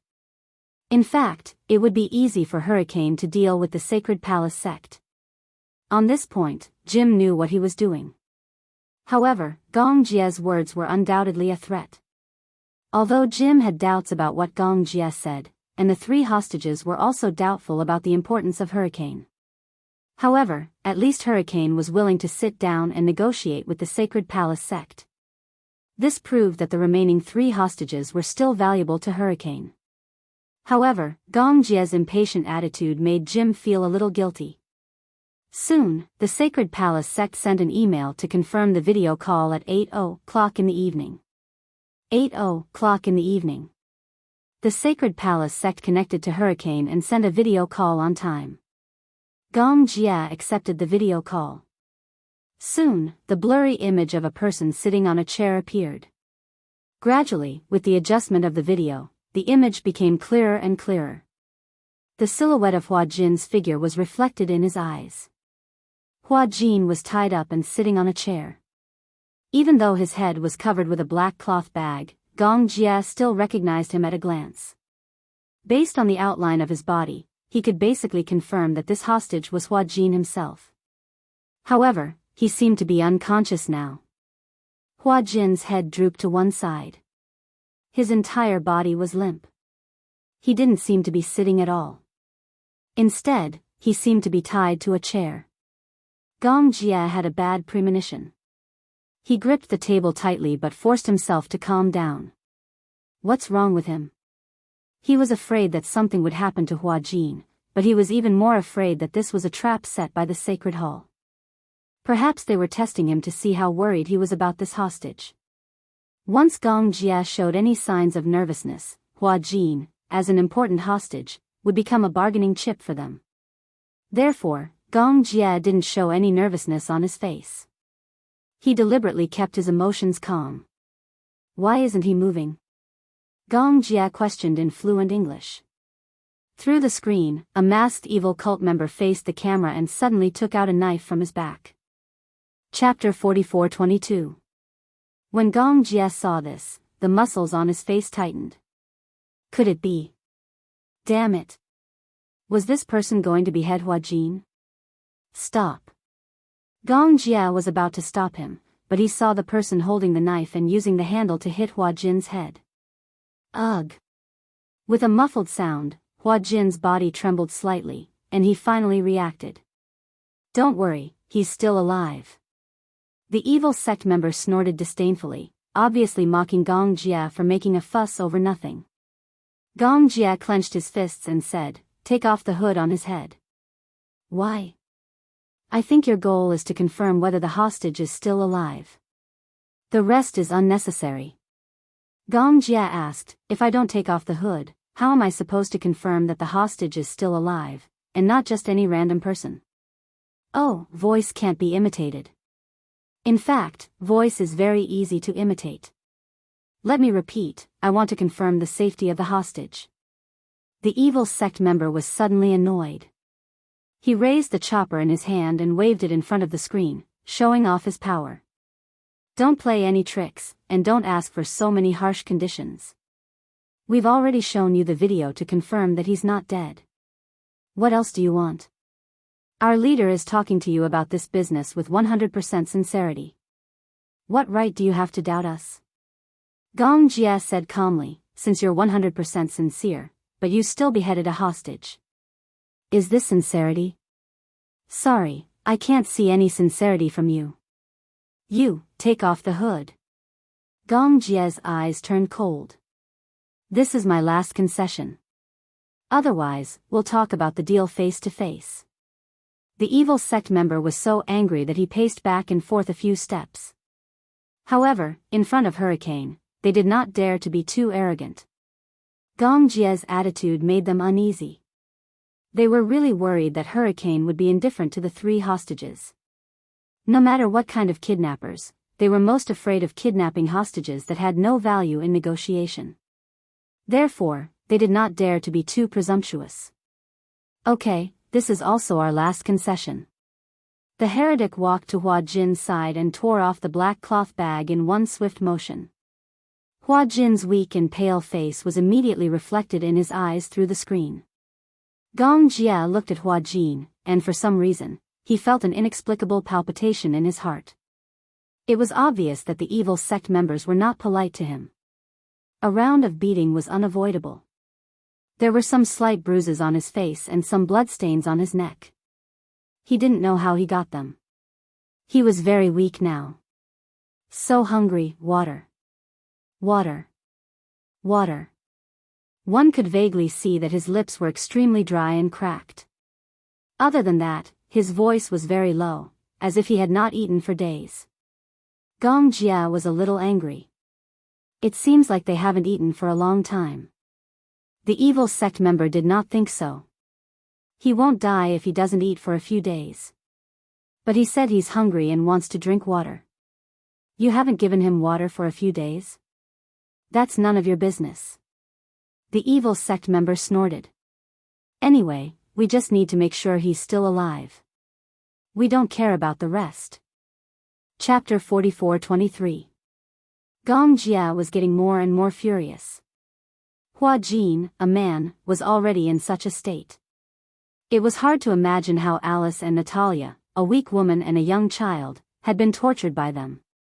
They probably didn't even give them a sip of clean water. Give him water. I'm warning you too. Don't ask for too much. Too much. This request was too much. Gong Jia was infuriated. If he could transmigrate, he would definitely rush past this screen and strangle this heretic. He said angrily, treat these three hostages well. It won't do you any harm. Boom. Through the video feed, one could vaguely feel the earth quaking and mountains shaking. The place where Hua Jin was at seemed to have been bombed by artillery in the war-torn zone. The heretic said coldly, you've seen it too. There's a war going on here all the time, and there's a shortage of food. Gong Jia couldn't say another word. He turned his head and signaled with his eyes. His subordinates were also very smart. They immediately understood and began to investigate the location of the video. Gong Jia. Is that you? Hua Jin seemed to have regained some of his consciousness. In his daze, he muttered a few words. Gong Jia immediately replied, it's me. The two of them communicated in Mandarin. The heretic obviously didn't understand Mandarin. Worried that Hua Jin would use Mandarin to send a message to Gong Jia that would be unfavorable to them, he immediately chopped him with his hand. Hua Jin let out a muffled groan, but he resisted the urge to scream. Gong Jia said, don't worry. Wait for me. I'll make sure that you'll be safe. Okay, Hua Jin didn't dare to say anything more. It wasn't that he submitted to the people from the sanctuary, but he was worried that Gong Jia would be too worried. That's it. Hurry up and prepare the things we need and set a time and place. We can't wait that long. With that, the video signal was cut off. Gong Jia slammed his fist on the table and gritted his teeth in anger. Young Master Jia, we've located their location. Where? The coordinates have been generated, but they are in a neutral zone between two war zones. Although they are not in the war zone, they are in the middle. No wonder the people of the Temple of Light wanted a large number of armaments. He sucked in a deep breath of cold air. All right, we'll leave tomorrow morning. Gong Jia ordered. Vermilion Bird worriedly walked over and looked at Gong Jia. Do you have to go personally? This time, it bodes ill rather than well. Why don't you leave it to me? We will definitely bring the three of them back safely. Vermilion Bird was a mercenary, and as a mercenary, they had always lived through life and death. To them, there were only benefits, and they were not afraid of death. But Gong Jia was different. They did not trust Gong Jia to go to such a place personally. It was simply risking his life.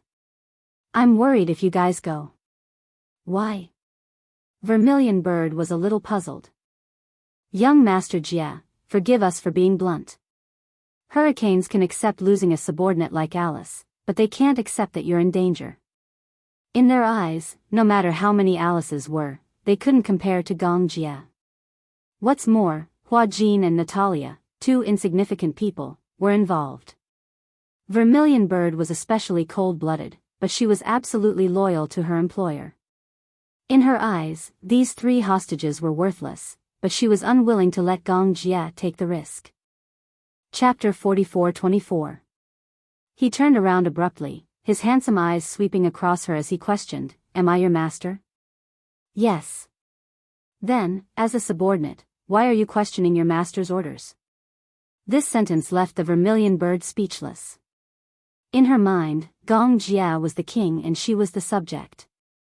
Therefore, she had to obey Gong Jia's orders unconditionally. But, Zhu Ke wanted to say something, but Gong Jia glanced at her. Zhu Ke lowered her head guiltily. I understand. East Africa.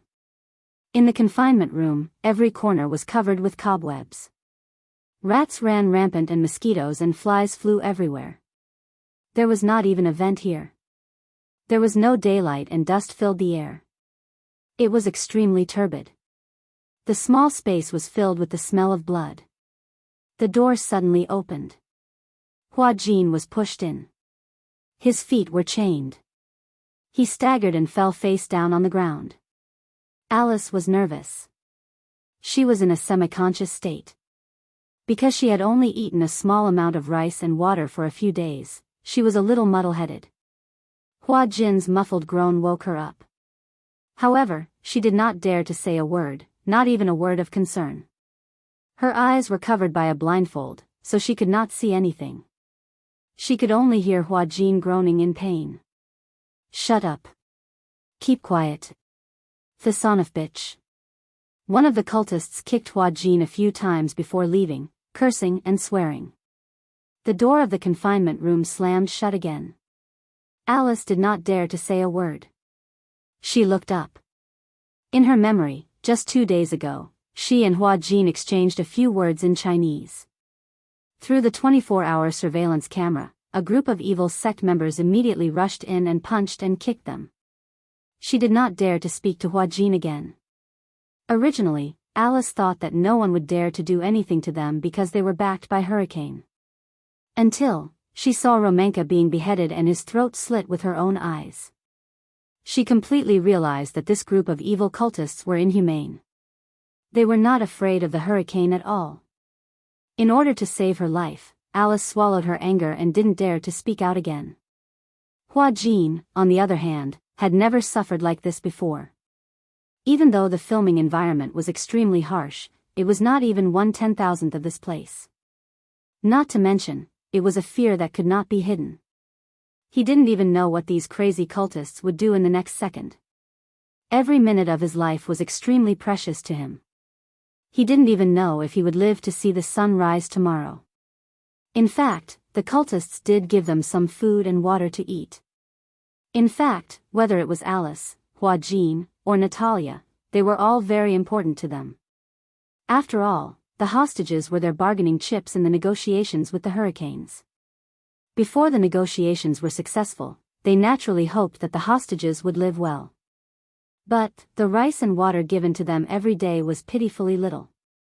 They were originally in a war-torn zone. When the war broke out, Jim also wanted to migrate, but they were caught between the anti-government armed forces and the Orthodox army, so they could not move an inch. So, they requested to negotiate with the hurricanes. Because of the war, the clean rice and water they had was already very precious. Therefore, the food given to the hostages was naturally even less. Chapter 44-25. Hua Jin came back after being beaten up. As soon as the cultists left, he struggled to kneel on the ground and vomited a mouthful of blood. He raised his head and struggled to move in the direction of Alice based on his vague memory. His hands and feet were chained. In order to prevent him from escaping, his eyes were also covered with a black cloth. He moved to Alice's feet and leaned against the wall with his back against her. Alice stretched out her palm.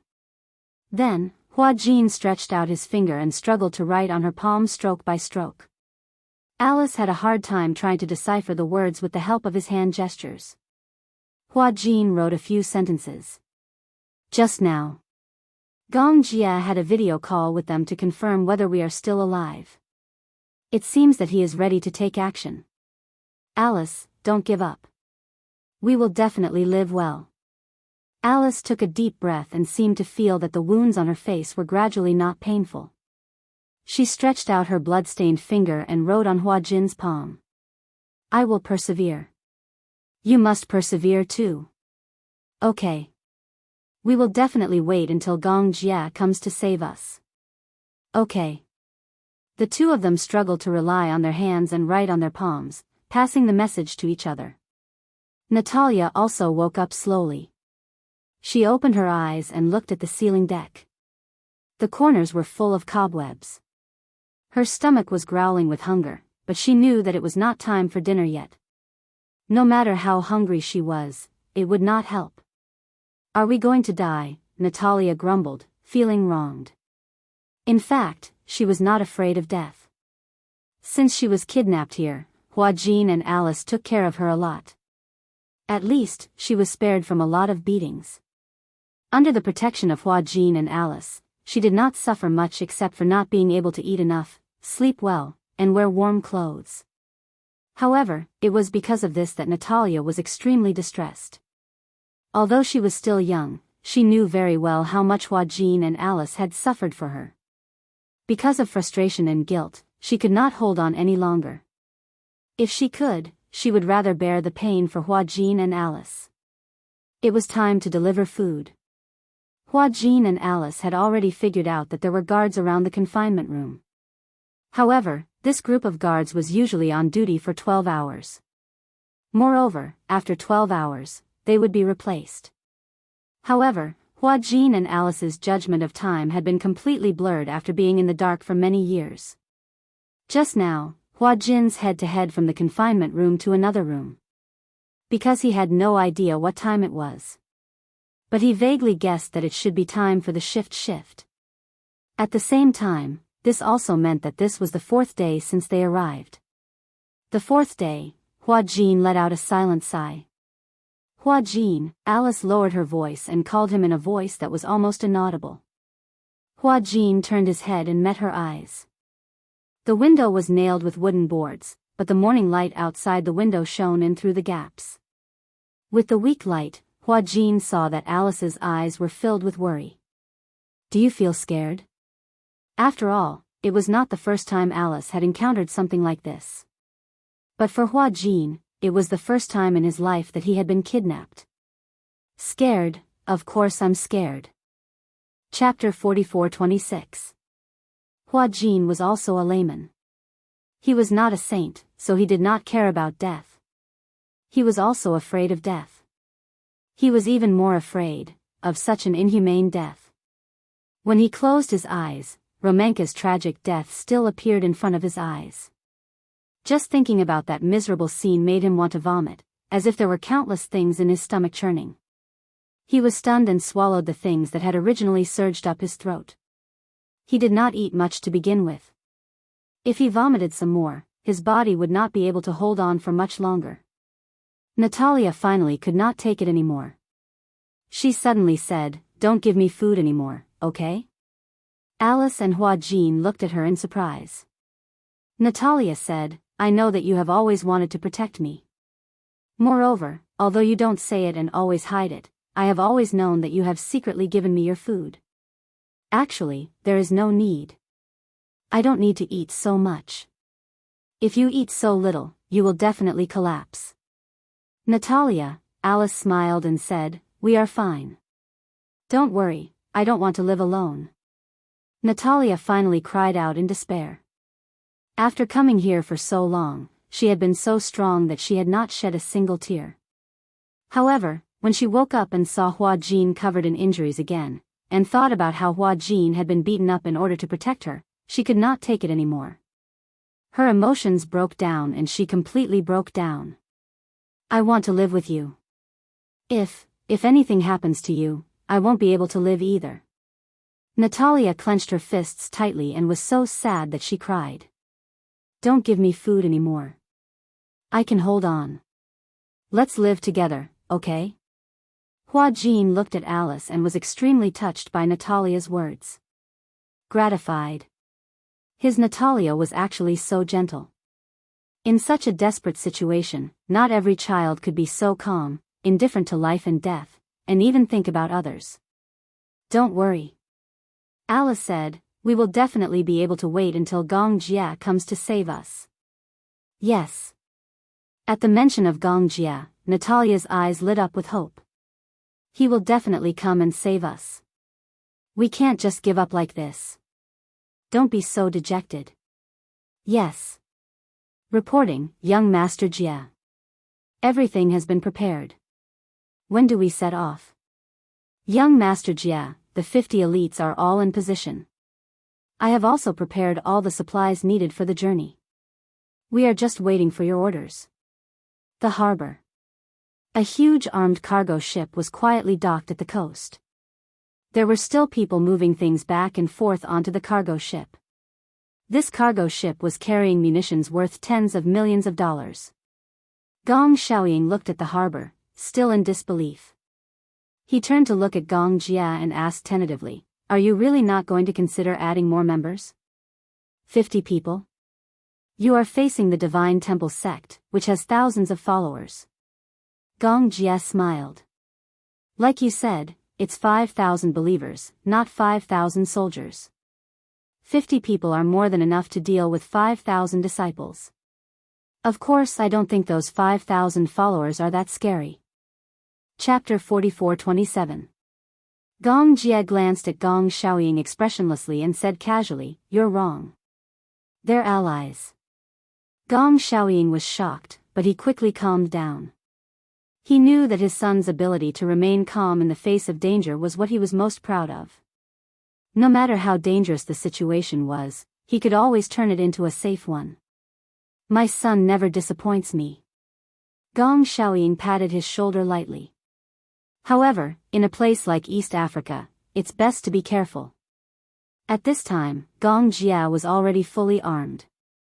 He was wearing a handsome combat uniform and a military-style windbreaker. However, his silver hair was dyed black. Gong Xiaoying then realized that Gong Jia had unknowingly become a high-spirited man. At 1.9 meters tall, he was much taller than him. He did not know if it was because he had grown taller or because he was getting older. Gradually, he was no longer young and his height was slowly shrinking. Do you think that when people get older, their height will also become shorter? Gong Xiaoying wanted to ease the tense atmosphere before departure, so he changed the topic. He asked half jokingly and half seriously. Gong Jia glanced at him coldly. "Don't make such a lame joke." "Ha. Alright, I'll stop joking." Gong Xiaoying pursed his lips and suddenly went forward to give him a big hug. Even Gong Jia was taken aback by this. Since they were young, Gong Xiaoying had always been reserved and not good at expressing his concern for him. This was the first time that Gong Xiaoying, as a father, had taken the initiative to hug him. His hug made his expression a little unnatural. Gong Jia awkwardly turned his head and cleared his throat. What's the matter? It's just a farewell. It's not like I won't be coming back. I'm just afraid that something will happen to you and I won't be able to see you again, Gong Xiaoying said sourly. After saying that, he even pretended to wipe his tears. Gong Jia looked at him coldly. You seem to be hoping that I don't come back. Since when? Then why do I feel like you're cursing your son? As a father, of course I hope that my son will be well. How can I hope that my son won't come back? Gong Jia was speechless. Gong Xiaoying said, All right, let's set off early. I'll wait for you. Gong Jia nodded and gave Gong Xiaoying a hug. Then, he turned around and boarded the armed cargo ship. Before Zhu Ke boarded the cargo ship, she nodded at Gong Xiaoying. Gong Xiaoying called out to her. Vermilion bird. Yes. I'll leave little Jia's safety in your hands. Gong Xiaoying taking the initiative to talk to her made Vermilion bird feel very honored. She immediately lowered her head and said firmly, I will do my best, even if it costs me my life, to bring young Master Jia back safely. It was a 12-hour flight from Dark Wind Island, through the Strait of Malacca, across the Atlantic Ocean, and from East Africa. However, this was already the shortest and fastest journey. There was a port in East Africa that was still well protected. However, because of the war, several airports in East Africa had been severely damaged, and all flights to other parts of the world had been suspended. The airports were in a state of stagnation and were completely paralyzed. Many countries were evacuating their nationals through the only port, Sofia Port. Chapter 44-28. Hurricane also had troops stationed in East Africa.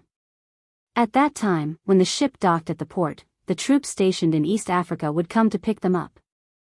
The voyage at sea was extremely boring, and they had to deal with the harsh sailing environment. On the day of departure, they encountered a storm.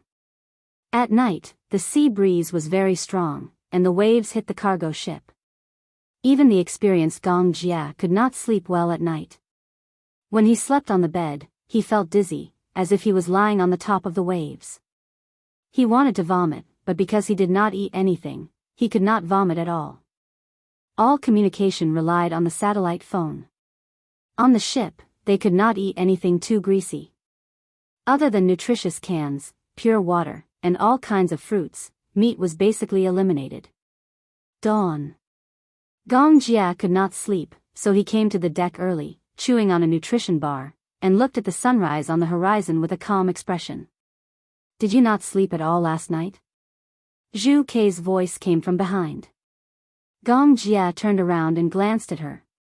Why are you not asleep? It's my turn to be on duty tonight. Zhu Ke strode over. Immediately. I'm going to rest for a while. If I don't rest well, how can I deal with the next battle?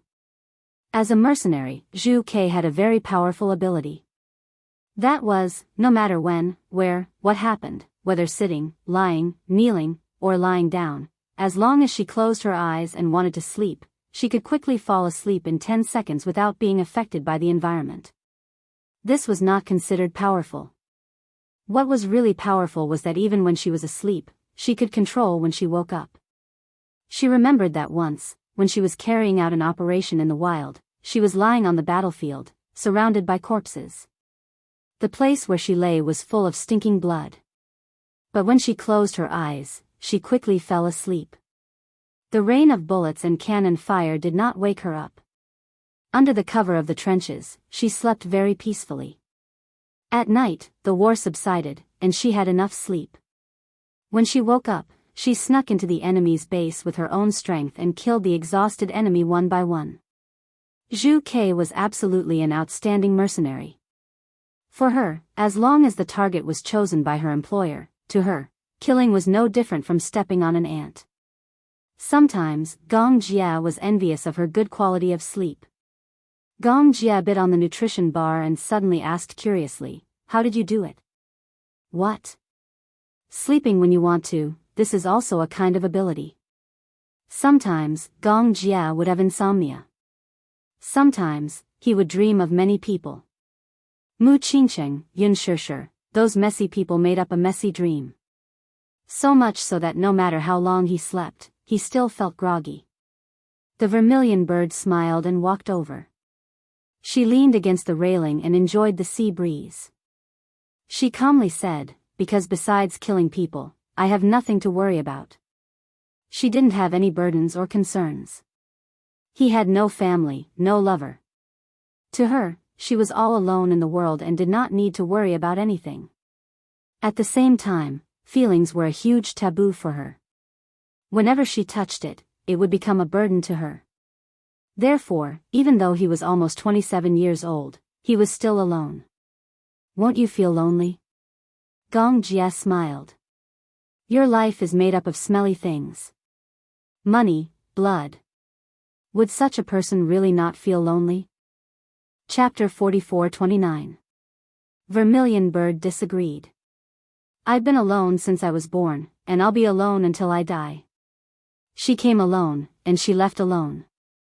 Not a sound was heard.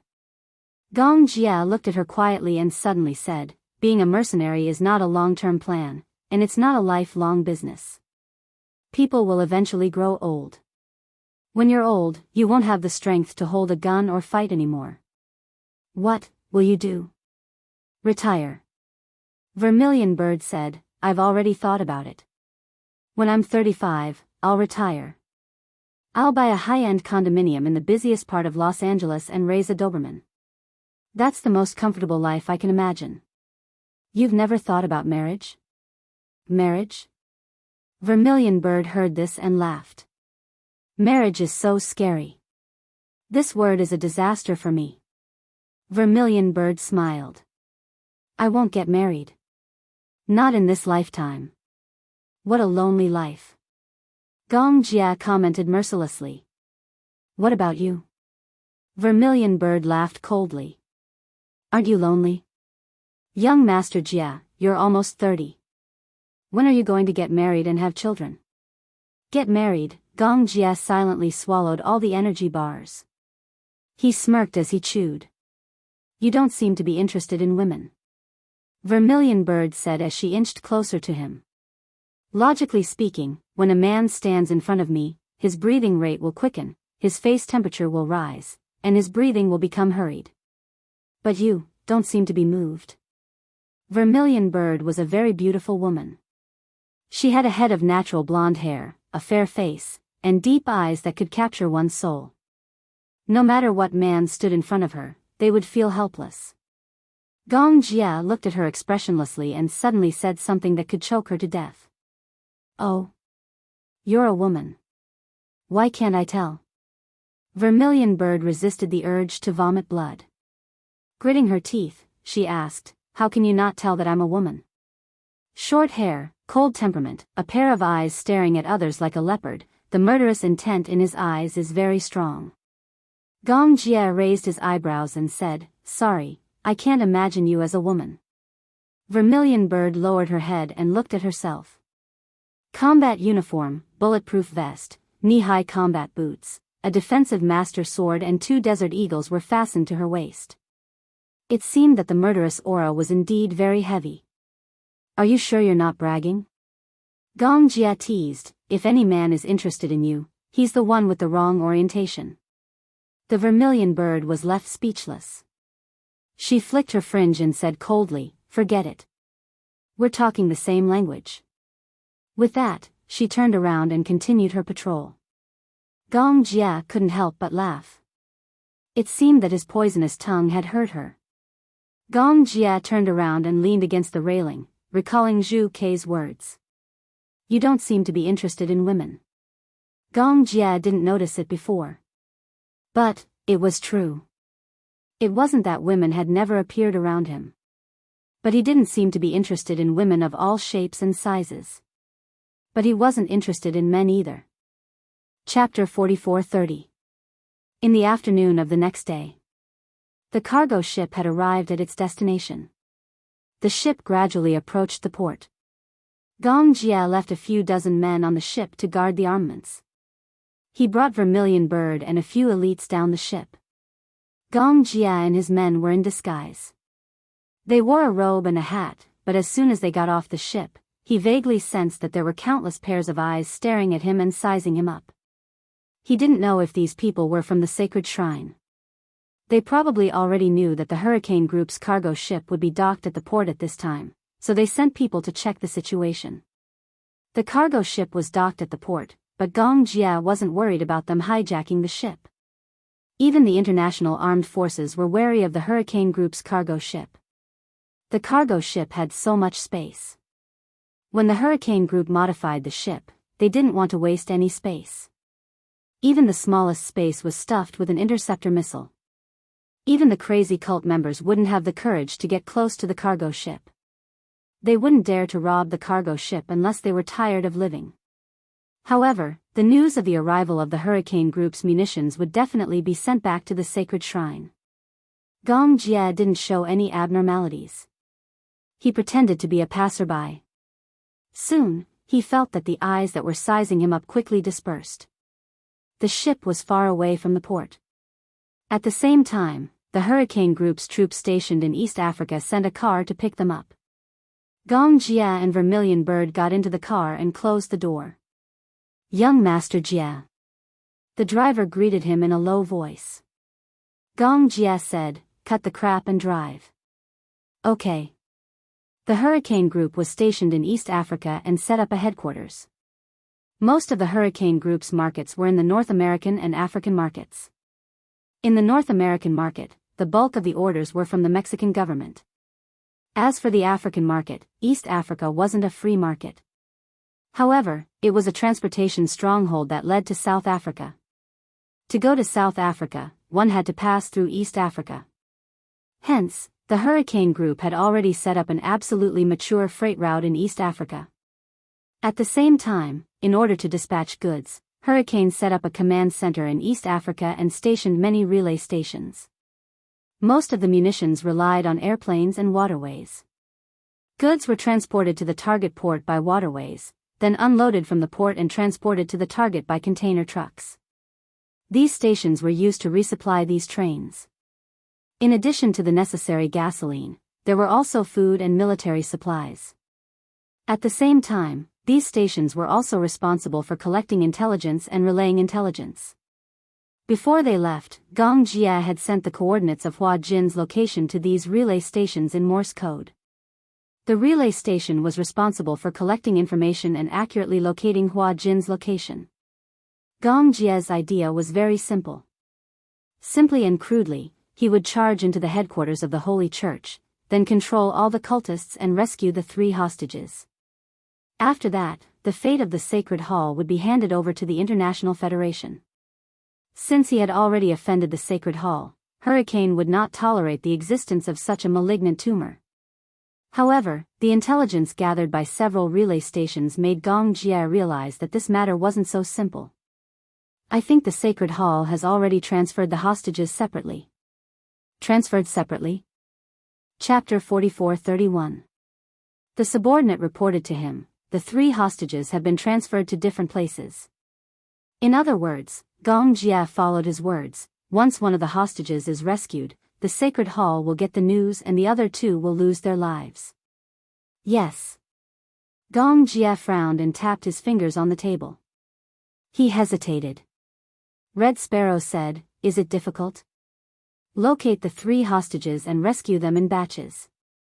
We brought 50 elites and divided them into 3 teams to infiltrate the Sacred Hall's secret hideout and catch them all in one fell swoop."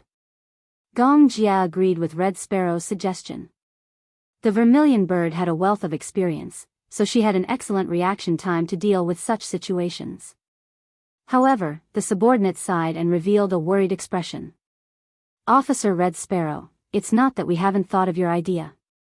However, after being stationed in East Africa for so long, we've dealt with the Sacred Hall many times. They're definitely not as simple as you think. You may not be familiar with their behavior, but we're very familiar with it. Living in East Africa, what the civilians are most afraid of is not the government army or the anti-government army, but the Sacred Hall and the Gitaman terrorist organization. Their methods are extremely cruel and inhumane. It's not something we can imagine." I think that once the Sacred Hall's people know that the Hurricane's cargo ship is docked, they'll tie a special device to the hostages to prevent the Hurricane's mercenaries from rescuing the hostages. Gong Jie's expression turned solemn at once. What special device? There'll be an explosive device on the handcuffs of the hostages. These devices are connected to a network. In other words, the handcuffs of the 3 hostages are connected. Once one of the handcuffs breaks or the lock is unlocked, the handcuffs of the other 2 hostages will explode. At that time, the other 2 hostages will be blown into a pile of flesh and blood. We have a few subordinates who were taken hostage by the Sacred Hall. We tried to rescue them, but the handcuffs were unlocked and the other 3 hostages were blown into a pile of flesh and blood. Even though it was a plain narration, one could still imagine how frightening that scene was. Red Sparrow listened but didn't say anything. She was already used to such scenes. A mother-child linkage device? Red Sparrow immediately thought of the name of the device. I remember seeing this device when I was on a mission. In fact, it's not a high-tech method. It's a very simple principle. The 3 handcuffs have an explosive point and a linkage device. If one of the devices is opened, then the other 2 devices will automatically switch to the explosive point and cause an explosion. How do we solve it? Gong Jia suggested, if you're not in a hurry to remove the handcuffs, why don't we rescue the 3 hostages first and find a way to access the device after we return to Hurricane City? Hearing this, the vermilion bird fell into silence. She turned around, crossed her arms, and said solemnly, so far, I've never seen this kind of explosive device that can be neutralized. What do you mean? Chapter 44-32. In other words, once these handcuffs are put on, they can't be unlocked. In other words, once the Sacred Hall sect handcuffs them, no matter if it's us or them, we won't be able to unlock the device. Gong Jia was furious. In other words, from the beginning, the Sacred Hall sect wanted to kill them? You can say that. The Sacred Hall sect never thought of letting the hostages leave alive. Gong Jia frowned. It seemed that this matter was much more difficult than he had imagined. Then, what about this? Red Sparrow said. First, unlock the handcuffs and bring Hurricane back. There are so many people in Hurricane, can't they figure out a way to unlock it? When the time comes, as long as they figure out a way to unlock the handcuffs, it won't be too late to unlock them. In short, the most important thing is to get the hostages out of here safely. That's true, but... Red Sparrow was finally impatient. But what? Do you think that such a big hurricane can't even unlock a simple linkage device? No, the man was obviously in awe of Red Sparrow. He said in a trembling voice, when the linkage device is activated, it will start a countdown. This kind of linkage device has a time limit. Usually, it lasts for 7 days. If the handcuffs are not unlocked after 7 days, the linkage device will automatically explode, so... Red Sparrow was completely stunned. She was also shocked by the cruelty and viciousness of the Sacred Hall sect. However, she had seen such things many times, so she was not surprised. Gong Jie's face was extremely gloomy. He had already guessed that the Sacred Hall sect was so arrogant and their way of doing things was quite extreme. When it came to dealing with hostages, they were inhumane.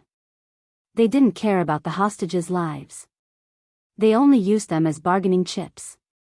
And they were so arrogant because of the value of these hostages. However, even if they knew that their rescue operation might be classified as useless, they would still try their best to save the hostages. Red Sparrow was also confused. I don't understand. They are so extreme. Aren't they afraid that we will give up on the hostages? At that time, Hurricane will target the Sacred Hall sect and launch a crazy revenge. Are they really not afraid of Hurricane? Ha! Evil sect. Who are the cults? Gong Jia said, the cults believe in God, but these fake Christians believe that God has been silently protecting them. They think that after they die, they can become gods and become immortal. Do you think they have any sense of reason? Since they are so loyal to God, why did they ask Hurricane to provide so many munitions? Because Bishop Jim is a pretty smart, sober man. He was taking advantage of the sincerity of the cultists to amass a huge fortune. Over the years, how many families had the sacred hall embezzled? Jim knew the truth of the world very well, but he used such nonsense to brainwash his followers and seize their property. Those believers are all poor people who have been deceived by him. A pitiful person must have a hateful side. No matter what, we have to rescue the 3 hostages first. Chapter 44-33. Yeah, I'll negotiate with Jim when the time comes. You're going to do it yourself? Vermilion Bird was a little worried. Young Master Jia, I think it's better if you don't do it yourself. Jim is a sly old fox. Who knows what kind of trap he has set for you? What a bunch of good-for-nothings. Who are those people around him? I heard that Jim spent a lot of money to hire a team of 100 mercenaries from Europe. However, these mercenaries have varying strengths and aren't a threat to me at all. Vermilion Bird was still a little worried. That's true, but in any case, don't underestimate the enemy. Don't worry. I know what I'm doing. Vermilion Bird and Gong Jia went their separate ways. To rescue the hostages, they didn't need to bring a large number of people. 3 groups of 5 were enough. The rest of the people were to follow Gong Jia around the clock and be on standby. Gong Jia released the news that they had arrived at the port with the goods and were waiting for Jim's reply. At night, Jim quickly set a time and place. San Jose Sports Center. San Jose Sports Center used to be the largest training ground in East Africa. It used to be the venue for military drills and reviews. It was also the venue for international sports events. Ironically, the training ground that used to impart the spirit of peace was now surrounded by constant crossfire, and many civilians were killed or injured. The 5 rings that symbolized peace were still hanging at the top of the training ground. Gong Jia brought his men to the sports center. The sky gradually darkened. They had agreed on a time, but Jim still didn't show up even after a long time had passed. Perhaps his men had already arrived, but seeing that Gong Jia had brought his men here, he secretly investigated the situation. He was obviously worried that Gong Jia had brought a few thousand men with him. Jim, this old fox, was still rather afraid of death. Gong Jia turned around and said to the team of mercenaries responsible for his safety, "Go somewhere else. Don't stand here." "But, young Master Jia," Officer Vermilion Bird said, "Officer Vermilion Bird isn't here now. Besides, I'm the chief commander. You just have to listen to my orders." "But, didn't you arrange for snipers?" Gong Jia lowered his voice and asked, "Are the snipers on standby?" "It's on standby. I'm worried that Jim's side has also sent a sniper." "Where is the scout?" "Have him patrol the surroundings. Once he finds a sniper, kill him on the spot." "Yes, I understand." Gong Jia had arranged snipers around the training ground in advance. If Jim's side tried to harm him, they would kill him in advance. At the same time, the mercenaries would cover his safe escape. However, this was just in case. As expected, Jim did not dare to touch him. The mercenaries looked at each other and chose to listen to Gong Jia's orders, retreating to different places. It was just as Gong Jia had expected. Before long, Jim appeared with his men. Gong Jia sneered. This Jim was indeed a cunning old fox. He had been here for a long time, but when he saw such a big lineup, he felt afraid and didn't show up. A man walked over from afar, followed by a few strong bodyguards.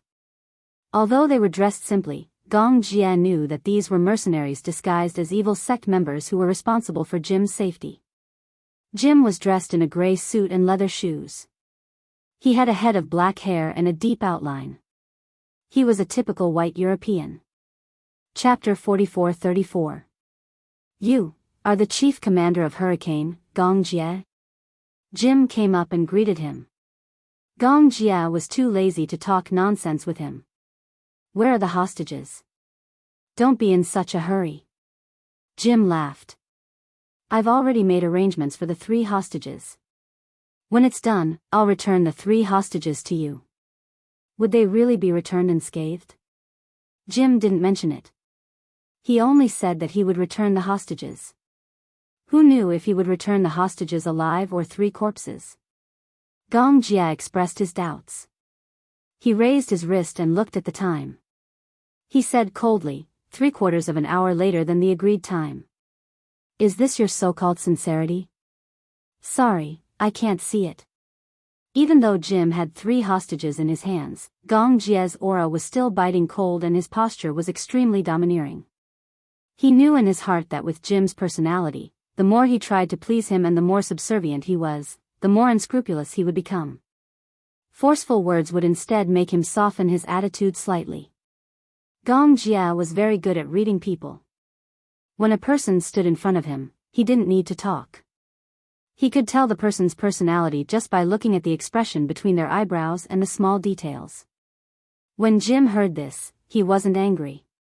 Instead, he said humorously, "You know, there's fighting everywhere now. It's already not easy for me to come to the agreement alive." Heh. Gong Jia asked again, "Where are the hostages?" Jim was silent for a while. He looked at Gong Jia warily.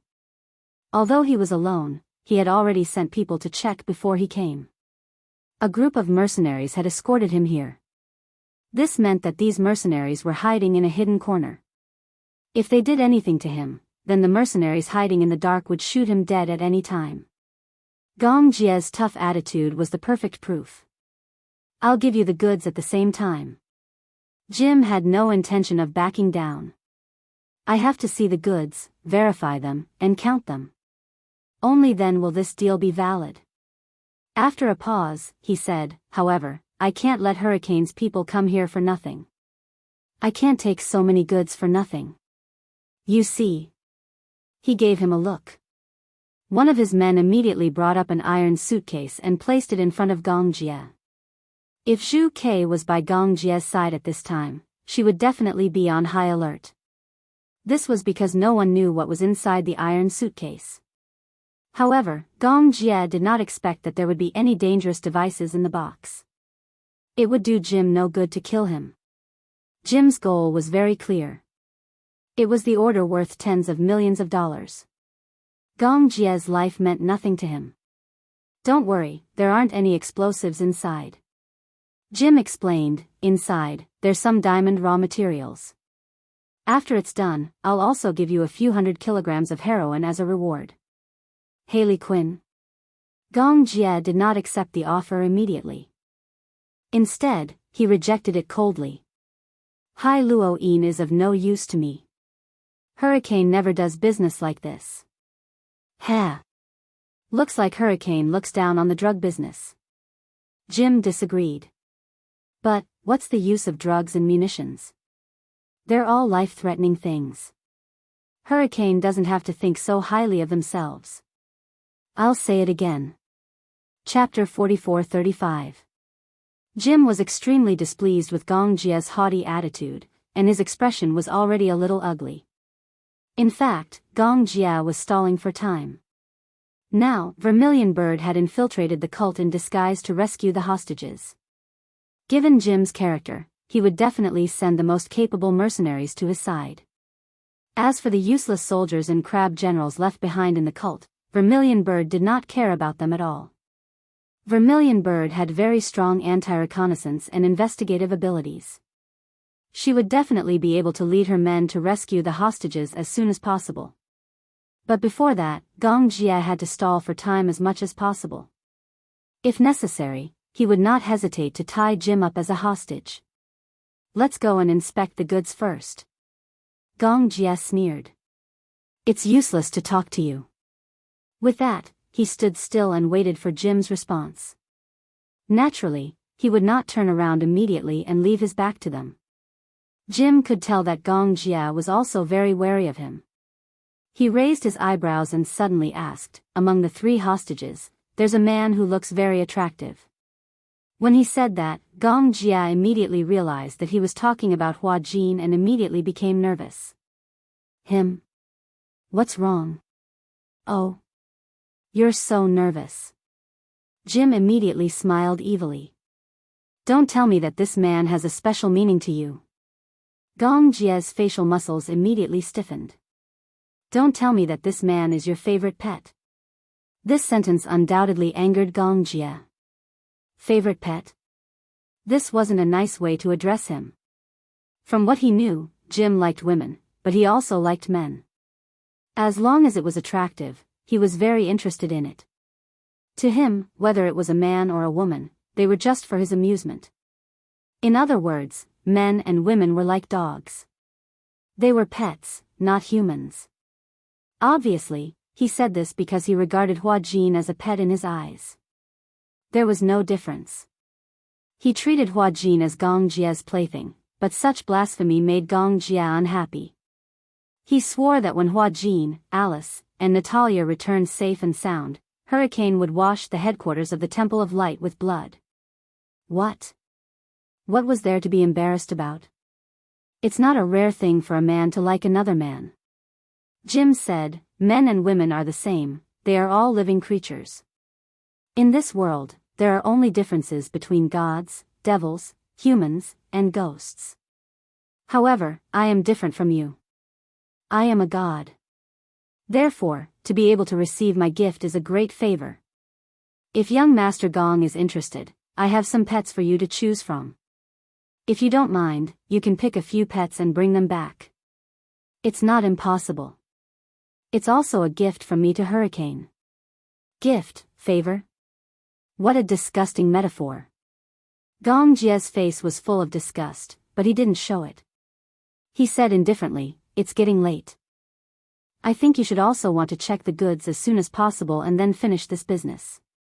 Everyone's time is precious. Don't waste it on these boring things. Huh, okay. Are the goods at the port? The port. It doesn't seem safe to trade at the port. Jim was also thinking. Why don't we transport the goods here? It was too risky to haul the goods back from the port. Chapter 44-36. Impossible. Gong Jia rejected him directly. He had no intention of handing these goods over to Jim. Doing this was just a delaying tactic. He was stalling for time so that Vermilion Bird would have more chances to rescue the hostages. Jim narrowed his eyes, secretly sizing up Gong Jia, and bluntly expressed his worries. If I follow you to the port, I don't know if you have any troops stationed there. When I reach the port, if I am ambushed by your men, wouldn't it be a waste? I won't take the risk like this. Gong Jia smirked. If I have any thoughts about you, I can get rid of you right here. Oh. How can you guarantee that? Gong Jia smiled coldly, and then he snapped his fingers lightly. The next second, the mercenary standing closest to Jim was shot in the head by a sniper in the distance. The whistling bullet instantly penetrated the mercenary's head, and the warm blood splashed on Jim's body. The corner of his mouth that had not yet cooled down was stained with a trace of blood at the same time. Jim suddenly froze. Gong Jia raised his eyebrows. Is this enough to prove it? The mercenaries beside Jim reacted quickly, and almost at the same time, they pointed their guns at Gong Jia. Gong Jia had both hands in his trouser pockets, and in the face of the other party's hostile aura, he appeared indifferent. He did not think that Jim would dare to let these mercenaries shoot. And the more calm Gong Jia was, the more restless Jim became. He waved his hand and roared, "Damn it! Put down your guns. Do you want to kill me?" If they fired at Gong Jia, before Gong Jia fell, he would have been shot dead by the sniper in the distance. Jim was scared to death. Gong Jia glanced at him disdainfully. Do you really think that I came here for the 3 hostages? Jim, if you don't even have the attitude to personally inspect the goods at the port, not to mention you, even these mercenaries beside you won't be able to live for long. His tone was unyielding. However, being tough also required the ability to be tough. Jim knew very well that Gong Jia had the right to be tough. However, he was also certain that Gong Jia would not kill him so easily. He already knew this before he rushed over. This time, what awaited him was not a deal, but a game between the two sides. Jim also vaguely realized that perhaps the Gong Jia was stalling for time. At this moment, he might have already sent out troops to search for the 3 hostages. However, he was also very sure that the lives of the 3 hostages were in his hands. This was also the last bargaining chip in his hand.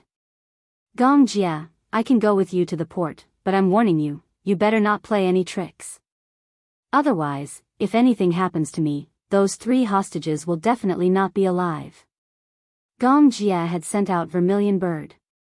Even if he managed to find the hostages, he had to break through the encirclement of the heretics. If he managed to kill his way out, then Gong Jia would become a wanted criminal by the peacekeeping forces. Although they were members of an evil sect, they did not have the right to be shot to death. Gong Jia's expression was very ugly. He only prayed in his heart that Vermilion Bird could find the 3 hostages as soon as possible. Lead the way to the port. Jim took a step back. Chapter 44-37. Vermilion Bird's voice could be heard clearly through Gong Jia's earpiece. Young Master Jia, we've found Natalia. Gong Jia secretly heaved a sigh of relief when he heard that. However, he didn't show it, and he didn't dare to let his guard down. When they arrived at the harbor, the cargo ship immediately brought down a ladder.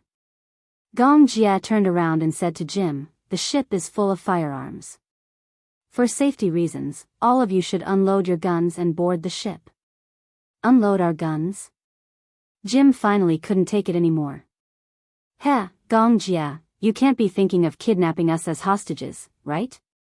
Gong Jia narrowed his eyes and said coldly, the ship is full of my men.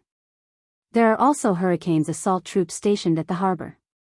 Even if you don't unload your guns, you won't be able to resist once you're here. After a pause, he smirked coldly. Oh, I seem to have forgotten. From the moment you angered Hurricane, the Sacred Hall's sect was already at the end of their rope. Jim's face was slightly embarrassed. The muscles on his face twitched slightly. Thus, he turned around and waved his hand lightly. The dozens of mercenaries looked at each other, somewhat unwilling. They were mercenaries who risked their lives. They couldn't go against their employer's orders. But, if they had to gamble their lives for a few $100,000, and it was a meaningless gamble, they were unwilling. In their eyes, their lives were more important than benefits. The most outstanding and most useless mercenary organization in the world was Mercenary Paradise, which belonged to Hurricane Group. The mercenaries who came from Mercenary Paradise were all veterans who had fought in various battlefields all over the world. Some of them were even young mercenaries who had undergone high-intensity training since they were young. They were loyal to Hurricane and wouldn't hesitate to risk their lives for it. Hurricane's benefits were far more important than their lives. Not every mercenary was willing to risk their lives for their employer, especially when it was obvious that it was dangerous. As mercenaries, they couldn't unload their guns in front of their enemies. Unloading their guns was like a tiger that had lost its claws and teeth, becoming a weak beast. Sorry, employer, we can't unload our guns. The mercenaries took a step back. In the night, everyone's face was filled with resistance. Jim looked around and said fiercely, I've paid you guys. You have to protect me. There's a clause in the agreement. If it's an unnecessary risk, we can refuse to carry it out. Jim was fuming. At that moment, he had become a trapped beast in Hurricane's hands. He turned around and looked at Hurricane with a pale face. For some reason, he suddenly sneered and raised his hands. Instead of letting my mercenaries unload their guns, why don't you just tie me up? How about that? What? The man was a little surprised. I don't think Hurricane came here with any sincerity at all. This matter. Sect leader? Upon hearing this, Gong Jia realized that things were developing in an unpredictable direction. Sneering, Jim casually picked up the satellite phone and dialed a number. With a look from Gong Jia, one of the mercenaries behind him immediately rushed out and pinned Jim to the ground. In the blink of an eye, he had him pinned to the ground with his hands behind his back. However, the call had already been made. Chapter 44-38. The 3 hostages were in danger. Before Gong Jia could react, the mercenaries behind him pushed him to the ground and shielded him with their bodies. On the other side, Jim's mercenaries also raised their guns. Tut tut tut, tot-a-tot. The sound of rifle fire was heard and sparks flew everywhere. The sound of bullets piercing through bodies could be heard from time to time. Gong Jia let out a muffled groan as he felt a bullet in his back. In the midst of the sparks, the close-range battle lasted for a minute. In just a short minute, the mercenaries on Jim's side were completely annihilated by Gong Jia's mercenaries. In the blink of an eye, the port was covered in a river of blood. They couldn't even withstand a single blow.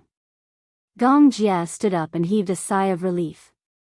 Taking off his bulletproof vest, he pulled out a bullet shell from his back and smashed it on the ground. Because of the bulletproof vest's protection, it only grazed his skin a little. Jim was already pinned to the ground. Gong Jia walked towards Jim and said, "Do a head count." He walked to Jim's side and stepped on his body with his military boots. Expressionlessly, he snatched the satellite phone from his hand and hung it up without hesitation. Reporting, young Master Jia. We've done a head count. No team members are dead, but 2 are injured. Is it serious? It's not serious. Gong Jia put on his earpiece and called Vermilion Bird. Soon, Vermilion Bird picked up the call. Vermilion Bird, how's the progress? Young Master Jia, we found the 3 hostages safely and are on our way back. Did everything go well? It went well. We didn't lose any team members, but a few of my team members and I were injured. Is it serious? It's not fatal. What about you? How's it going? Everything went well.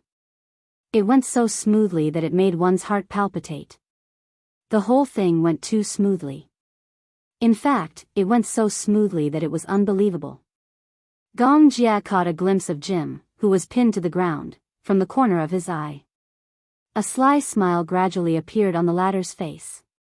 Instantly, his temples throbbed violently. For some reason, this smile was a little creepy and made one feel uneasy. He grabbed Jim and went straight to the point. You're not Jim. Who are you? What? Young Master Jia, didn't I hear that your subordinates brought the hostages back safely? However, do I need to remind you that your wishful thinking seems to have gone wrong? Sect Master had long expected that you would not obediently fulfill the deal. Who are you? Gong Jia was getting more and more annoyed. Even though the information reported from the other side was that they had safely evacuated with the 3 hostages and were on their way back. However, he had a feeling that things weren't that simple. He. Jim's smile became even more dazzling. Gong Jia was certain that this man was definitely not Jim. He grabbed him by the collar and asked coldly, "Who the hell are you?" Before Jim could speak, his satellite phone suddenly rang. Gong Jia looked at the satellite phone in his hand and felt a boundless chill seeping into his body. His limbs immediately became incomparably cold and his scalp numbed. Answer it. Why aren't you answering it? Jim urged him on. Gong Jia answered the call. On the other end, a middle-aged man's deep and sinister voice could be heard. Young Master Jia, how have you been? Jim. Was the person on the other end the real Jim? Chapter 44-39. How could the real Jim show up so easily? Your subordinates rushed into my territory and killed several of my followers. May I ask, how should I settle this debt with you? On the other end, the man's voice was filled with displeasure, but his calm tone made people feel even more terrified. Gong Jia frowned. Originally, he thought that since Hua Jin and the others had been brought back safely by the Vermilion Bird, then, in front of Jim, he should naturally have some confidence. However, for some reason, hearing Jim say this made his hair stand on end. I hate disobedient children the most. On the other end, the man complained, originally, the deal that has already been agreed upon, can't you just obediently fulfill it? Why do you have to play these tricks? I'm really tired of it. What do you want? Jim no longer spoke. However, through the satellite phone, Gong Jia could vaguely hear that Jim was in a very empty square. In the square, the sound of a loudspeaker suddenly came from the square. The war in this world has never stopped, just like the endless night, never seeing the dawn. After today, tomorrow, those soldiers will rush in and slaughter us wantonly. The souls that die in the hands of those soldiers will all become the puppets of those devils. They will tightly grip the throats of our souls. We will no longer have a future. We will no longer have eternal life. Immediately after, through the satellite phone, one could clearly hear the cheers of the believers in the square, as well as the cries of some women and children. All the voices were mixed together, like a sad song before one's death. Let us use our lives as a sacrifice to the great Jesus Christ. He will bless our souls and lead us to paradise. Tonight, everyone will die. If you truly love me, then please die with me. Those who survive, the government will not let you go, the armed forces will not let you go, even the hurricane will not let you go. We will fight to the death with those devils, but, please forgive me, in the end, I will use all of our souls as a sacrifice to the dawn of this world. The voice clearly came from Jim. His voice was very recognizable, high, and powerful. Today we will all die, but tomorrow he will resurrect us. In the next second, the satellite phone was cut off. Gong Jia was already drenched in cold sweat. He immediately put on his headset and contacted Vermilion Bird. The Vermilion Bird quickly picked up the call. What's wrong, young Master Jia? Are you sure you brought the 3 hostages back safely? Gong Jia said, it wasn't the real Jim who showed up. Just now on the satellite phone, I heard all the believers gathered in the square, and Jim seemed to be making a declaration. The Sacred Palace sect has a very large plaza. When I left with the 3 hostages, I saw from afar that there was a very large barrel in the middle of the podium. Bucket? Yes. The Vermilion Bird told him the whole story in a concise and comprehensive manner. The Sacred Shrine sect wasn't big and only had a few thousand followers. However, when they were rescuing the hostages, a male heretic who was guarding the hostages actually begged them to take him away. Chapter 44:40. At night, Jim will summon all his followers to gather in the square. Everyone will drink the highly toxic strawberry juice and commit mass suicide. Moreover, he will burn a living person as a sacrifice before dawn. At this point, Red Sparrow suddenly shuddered. She turned around abruptly and looked at the 3 hostages in the back seat. She had been in such a hurry that she had not checked carefully. Zhu Ke frowned. She immediately pulled out the dagger tied to her thigh and neatly cut a hole in the cloth bag. Natalia let out a muffled groan. She was obviously frightened. Beside him, Alice was visibly trembling as well. The third one, on the other hand, was apparently very calm. Red Sparrow cut open the cloth bag on his head and saw an unfamiliar face. He had dark skin and a chiseled face. He was a typical East African. Where's Hua Jin? Red Sparrow exclaimed. Gong Jia suddenly became nervous. What's going on? Hua Jin is not here. What? Oh no. This is a human bomb. Get out of the car. Get out of the car. It was a mess on the other end. When Red Sparrow cut open the cloth bag, she also heard the countdown of the time bomb on his body. She immediately ordered the driver to stop the car and open the door. She carried Natalia in one hand and Alice in the other. Before the car came to a stop, she jumped out of the car recklessly. Just a few seconds after the people jumped out of the car, the bomb on the other hostage exploded, destroying the car along with it. The powerful explosion shattered the radio system. Bzzzt, Gong Jia heard a shrill sound coming from his earpiece. He immediately took it off and turned his head to look at the fake Jim beside him. He grabbed the man's collar and asked fiercely, "Where is the other hostage? Speak." "Huh, just kill me. Anyway, I won't say anything even if I die."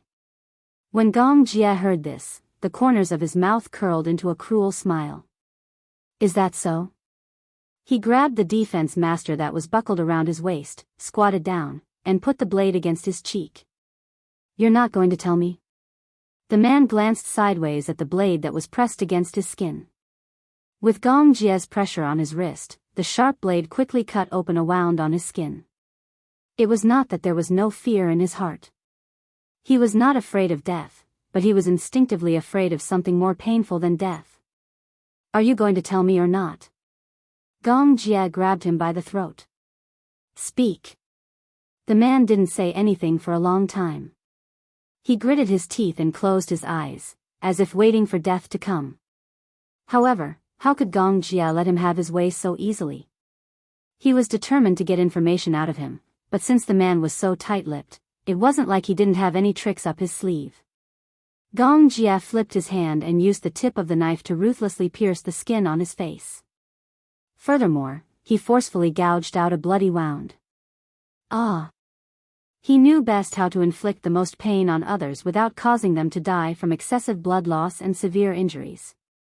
His subordinates had experienced the cruelest torture in the world. Therefore, he knew how to inflict pain on others without causing them to die. It's okay if you don't say anything. However, I won't kill you right away. Gong Jia's breathing was heavy. He leaned close to the man and forcefully gouged out half of his skin with the defense master in his hand. Ah! Chapter 44-41. Gong Jia pulled out his knife and stabbed it into the man's thigh. It was extremely painful, but it was not fatal. Gong Jia questioned sternly, "Are you going to talk or not?" The man's will finally wavered and he began to beg. "Just kill me. Just kill me. Don't torture me anymore. I'm warning you, I'm giving you one last chance. Otherwise, I have plenty of ways to torture you until you wish you were dead." Gong Jia gave him another backhand stab and stabbed him in the waist. The man screamed like a pig being slaughtered. It was incomparably mournful. I'll talk. I'll talk. The man trembled all over and said with difficulty, "The cult leader is very kind and righteous. He thinks that man has the blood of the Son of God, and he wants, what does he want? He wants to use that hostage as a final sacrifice. He has decided to use that Son of God as a sacrifice. Tonight, all the believers will gather in the square and then accept the cult leader's final favor and follow him with their lives." Gong Jia was stunned when he heard this. He suddenly recalled Vermilion Bird's words. The bucket in the square is filled with strawberry juice that has been laced with cyanide. Tonight, Jim will summon all the believers to gather in the square. Everyone will drink the highly toxic strawberry juice and commit mass suicide. Moreover, a living person will be burned as a sacrifice before dawn. Today we will all die, but tomorrow he will resurrect us. Mass suicide, that was insane. Gong Jia questioned, "Sacrifice? How?" The man replied, "The cult leader plans to tie him to the cross and burn him with fire." What? Everyone looked at each other in disbelief. They could not believe that there was such a crazy thing. Gong Jia was furious. Where is he now? Now, he should be taken to the square, right? Where is the square? The man suddenly stopped talking. He did not want to reveal so much information. Are you going to tell me or not? Gong Jia held Defense Master tightly. His gaze was piercingly cold, like a beast waiting to hunt in the dark night. The man was scared half to death and finally confessed everything. I'll take you there. I'll take you there. I beg you, don't torture me anymore. Hearing this, Gong Jia stood up, looked around, and ordered, prepare weapons and a car for me. But, young Master Jia, there are battles everywhere. It's too dangerous to go there rashly. Cut the crap.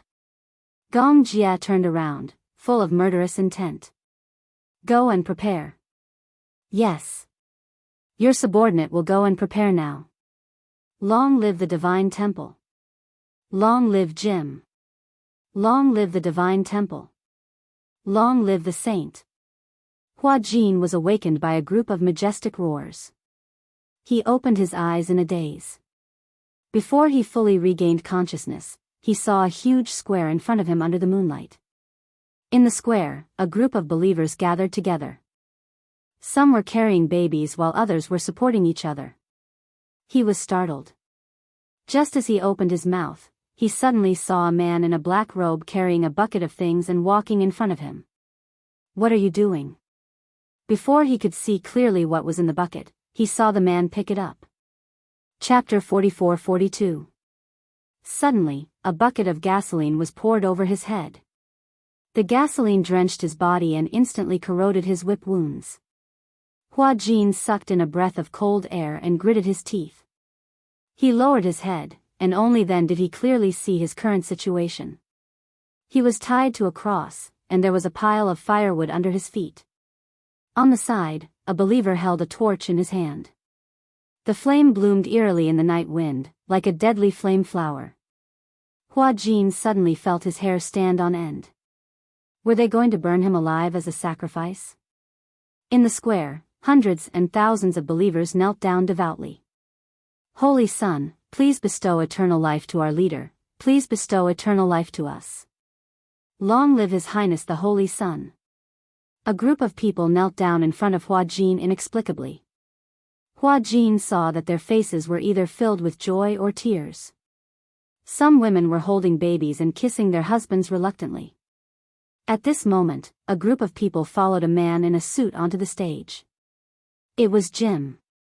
Hua Jin had seen him a few times. It was said that he was the leader of the thousands of believers in the square, the great leader of the Sacred Palace sect. Jim stood on the podium, and for the last time, he faced all the believers and gave a speech. "Tonight, here, everyone will die. If you really love me, please be sure to die with me with dignity. In the future, the Lord will bless your souls with eternal life." In the bucket in the middle of the podium, there is strawberry juice with hydrogen chloride. Hydrogen chloride? Hua Jin suddenly felt a chill run down his spine. That was highly toxic. Even a small amount of hydrogen chloride was enough to kill. Moreover, death would be quick. Although it would be less painful, but, were these people crazy? Were they trying to stage a mass suicide? Hua Jin was puzzled. He knew too little about this world. He did not understand why these crazy people would choose to commit mass suicide when they were living well. "Great leader. Please allow me to make a request, okay?" At this moment, a woman suddenly stood out from the square. She wore a headscarf and walked to Jim with tears streaming down her face. She first knelt down and kowtowed devoutly. Then, she drew a cross on her chest. "Sect Master, I have a child." She turned around, and immediately, a man stood up. He looked like her husband, and he was holding a baby in his arms. The baby was no more than 10 months old. The woman's face was full of grief. "Great leader Jim, the children are innocent and holy. They don't need to go through this ceremony. Can he not participate in this ceremony?" "Cut the crap." Jim didn't say anything, but the bodyguard beside him cursed on the spot. "How dare you disobey the sect leader's orders?" The bodyguard immediately jumped off the stage and reached out to snatch the baby from the man's arms. The woman cried and threw herself at them, begging, "Please, let this child go. He's innocent, please, please don't be so cruel, okay? You better do it yourself. Otherwise, I'll beat you to death, you bitch. Then, choke him to death along with this filthy child." The other believers began to jeer. "Unclean. Dirty. They're insulting the Sacred Palace sect. Sect Master, please kill them. That child is unclean and will bring misfortune to the Sacred Palace sect. Kill them. Kill them." Chapter 44-43. Hua Jin's heart was filled with sorrow.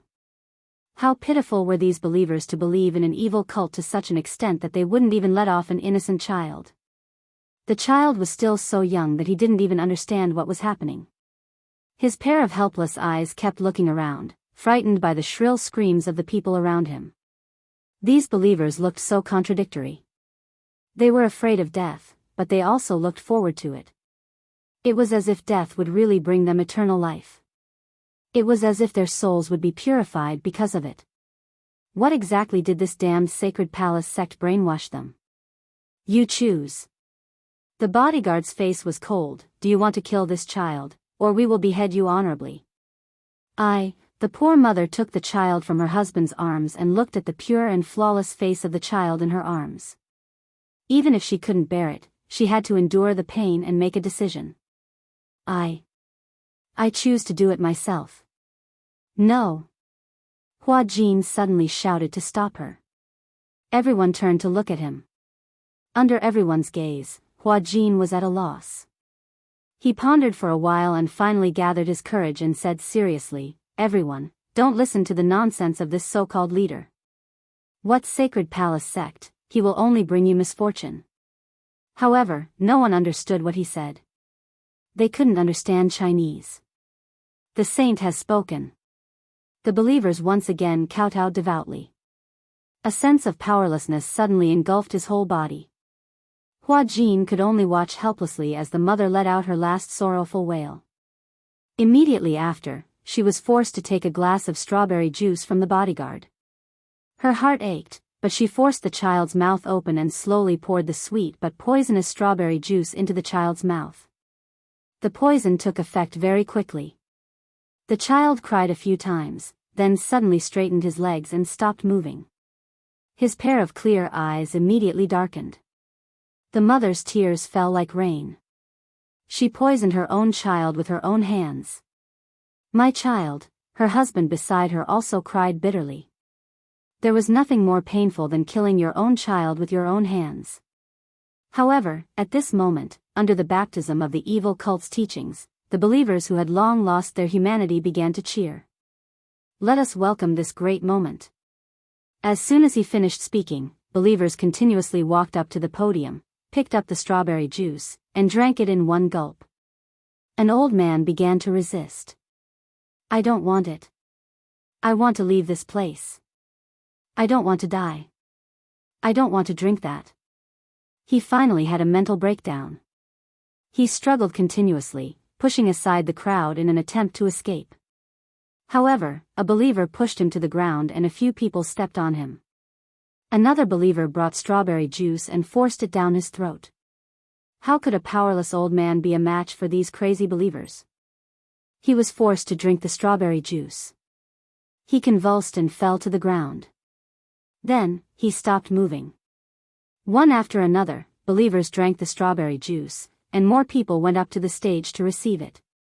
In the blink of an eye, many people in the square had fallen. The night breeze blew gently, as if something was wailing mournfully.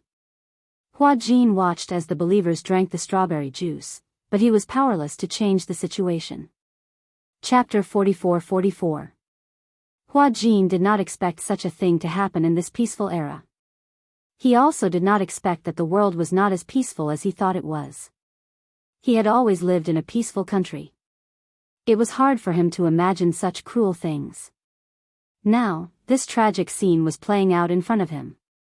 Perhaps it was because the smell of gasoline on his body was too pungent, but he suddenly felt nauseous. Ugh, he wanted to vomit and felt extremely uncomfortable. He struggled for a while, but his hands were tightly bound and he couldn't move. A believer walked over with a torch. At the same time, the believers in the square became more and more enthusiastic. Long live the Son of God! Long live the sacred shrine! Long live Lord Jim! It was like the last carnival before death. Hua Jin did not know if it was the believers' sorrow or the world's sorrow. It was said that these believers became Jim's fans and supported the sacred shrine because they thought the sacred shrine gave them the last pure land. Most of these believers were refugees from warring countries. Some were even civilians from developed countries. Some of them were old people who had experienced world wars. Some of them were people who had experienced the global financial crisis and went bankrupt. The sacred shrine was founded to fight racial discrimination. Jim was enthusiastic about helping the poor, but he was rejected by some stubborn conservatives in the church. Therefore, Jim decided to build his own church, a sacred church that was truly free and equal. A church that even black people could enter. In the beginning, racial discrimination became more and more severe. Many black people worshipped him as Jesus Christ. He went door to door to collect donations and sold small animals. Finally, he raised enough money to build the church. They set up free cafeterias, day care centers, clinics for the elderly, and other social services. However, later on, the sacred shrine became more and more different from traditional Christianity. Its teachings were gradually distorted. Later, Jim moved the core believers to Siena in East Africa. He promised the believers that it would be a tropical paradise without the evil of the outside world. Most of the core believers followed him to Siena. They were forced to work according to Jim's instructions. Everyone worked together to build the sacred shrine. All the believers lived in the sacred shrine isolated from the outside world. They were extremely poor. They had no private property, no personal life, and no space for thoughts. They were closely monitored by Jim's armed guards. Any believer who tried to ask for personal freedom, such as sex without Jim's permission, would be severely punished. If a believer was found to have apostasy, they would be tortured or even deprived of their life. They did not even know that the outside world was not the end of the world they imagined. Jim, on the other hand, lived a life without restrictions. He owned the fruits of the believer's labor. He lived in a luxurious room with all the modern facilities. He could have sex with any male or female believer.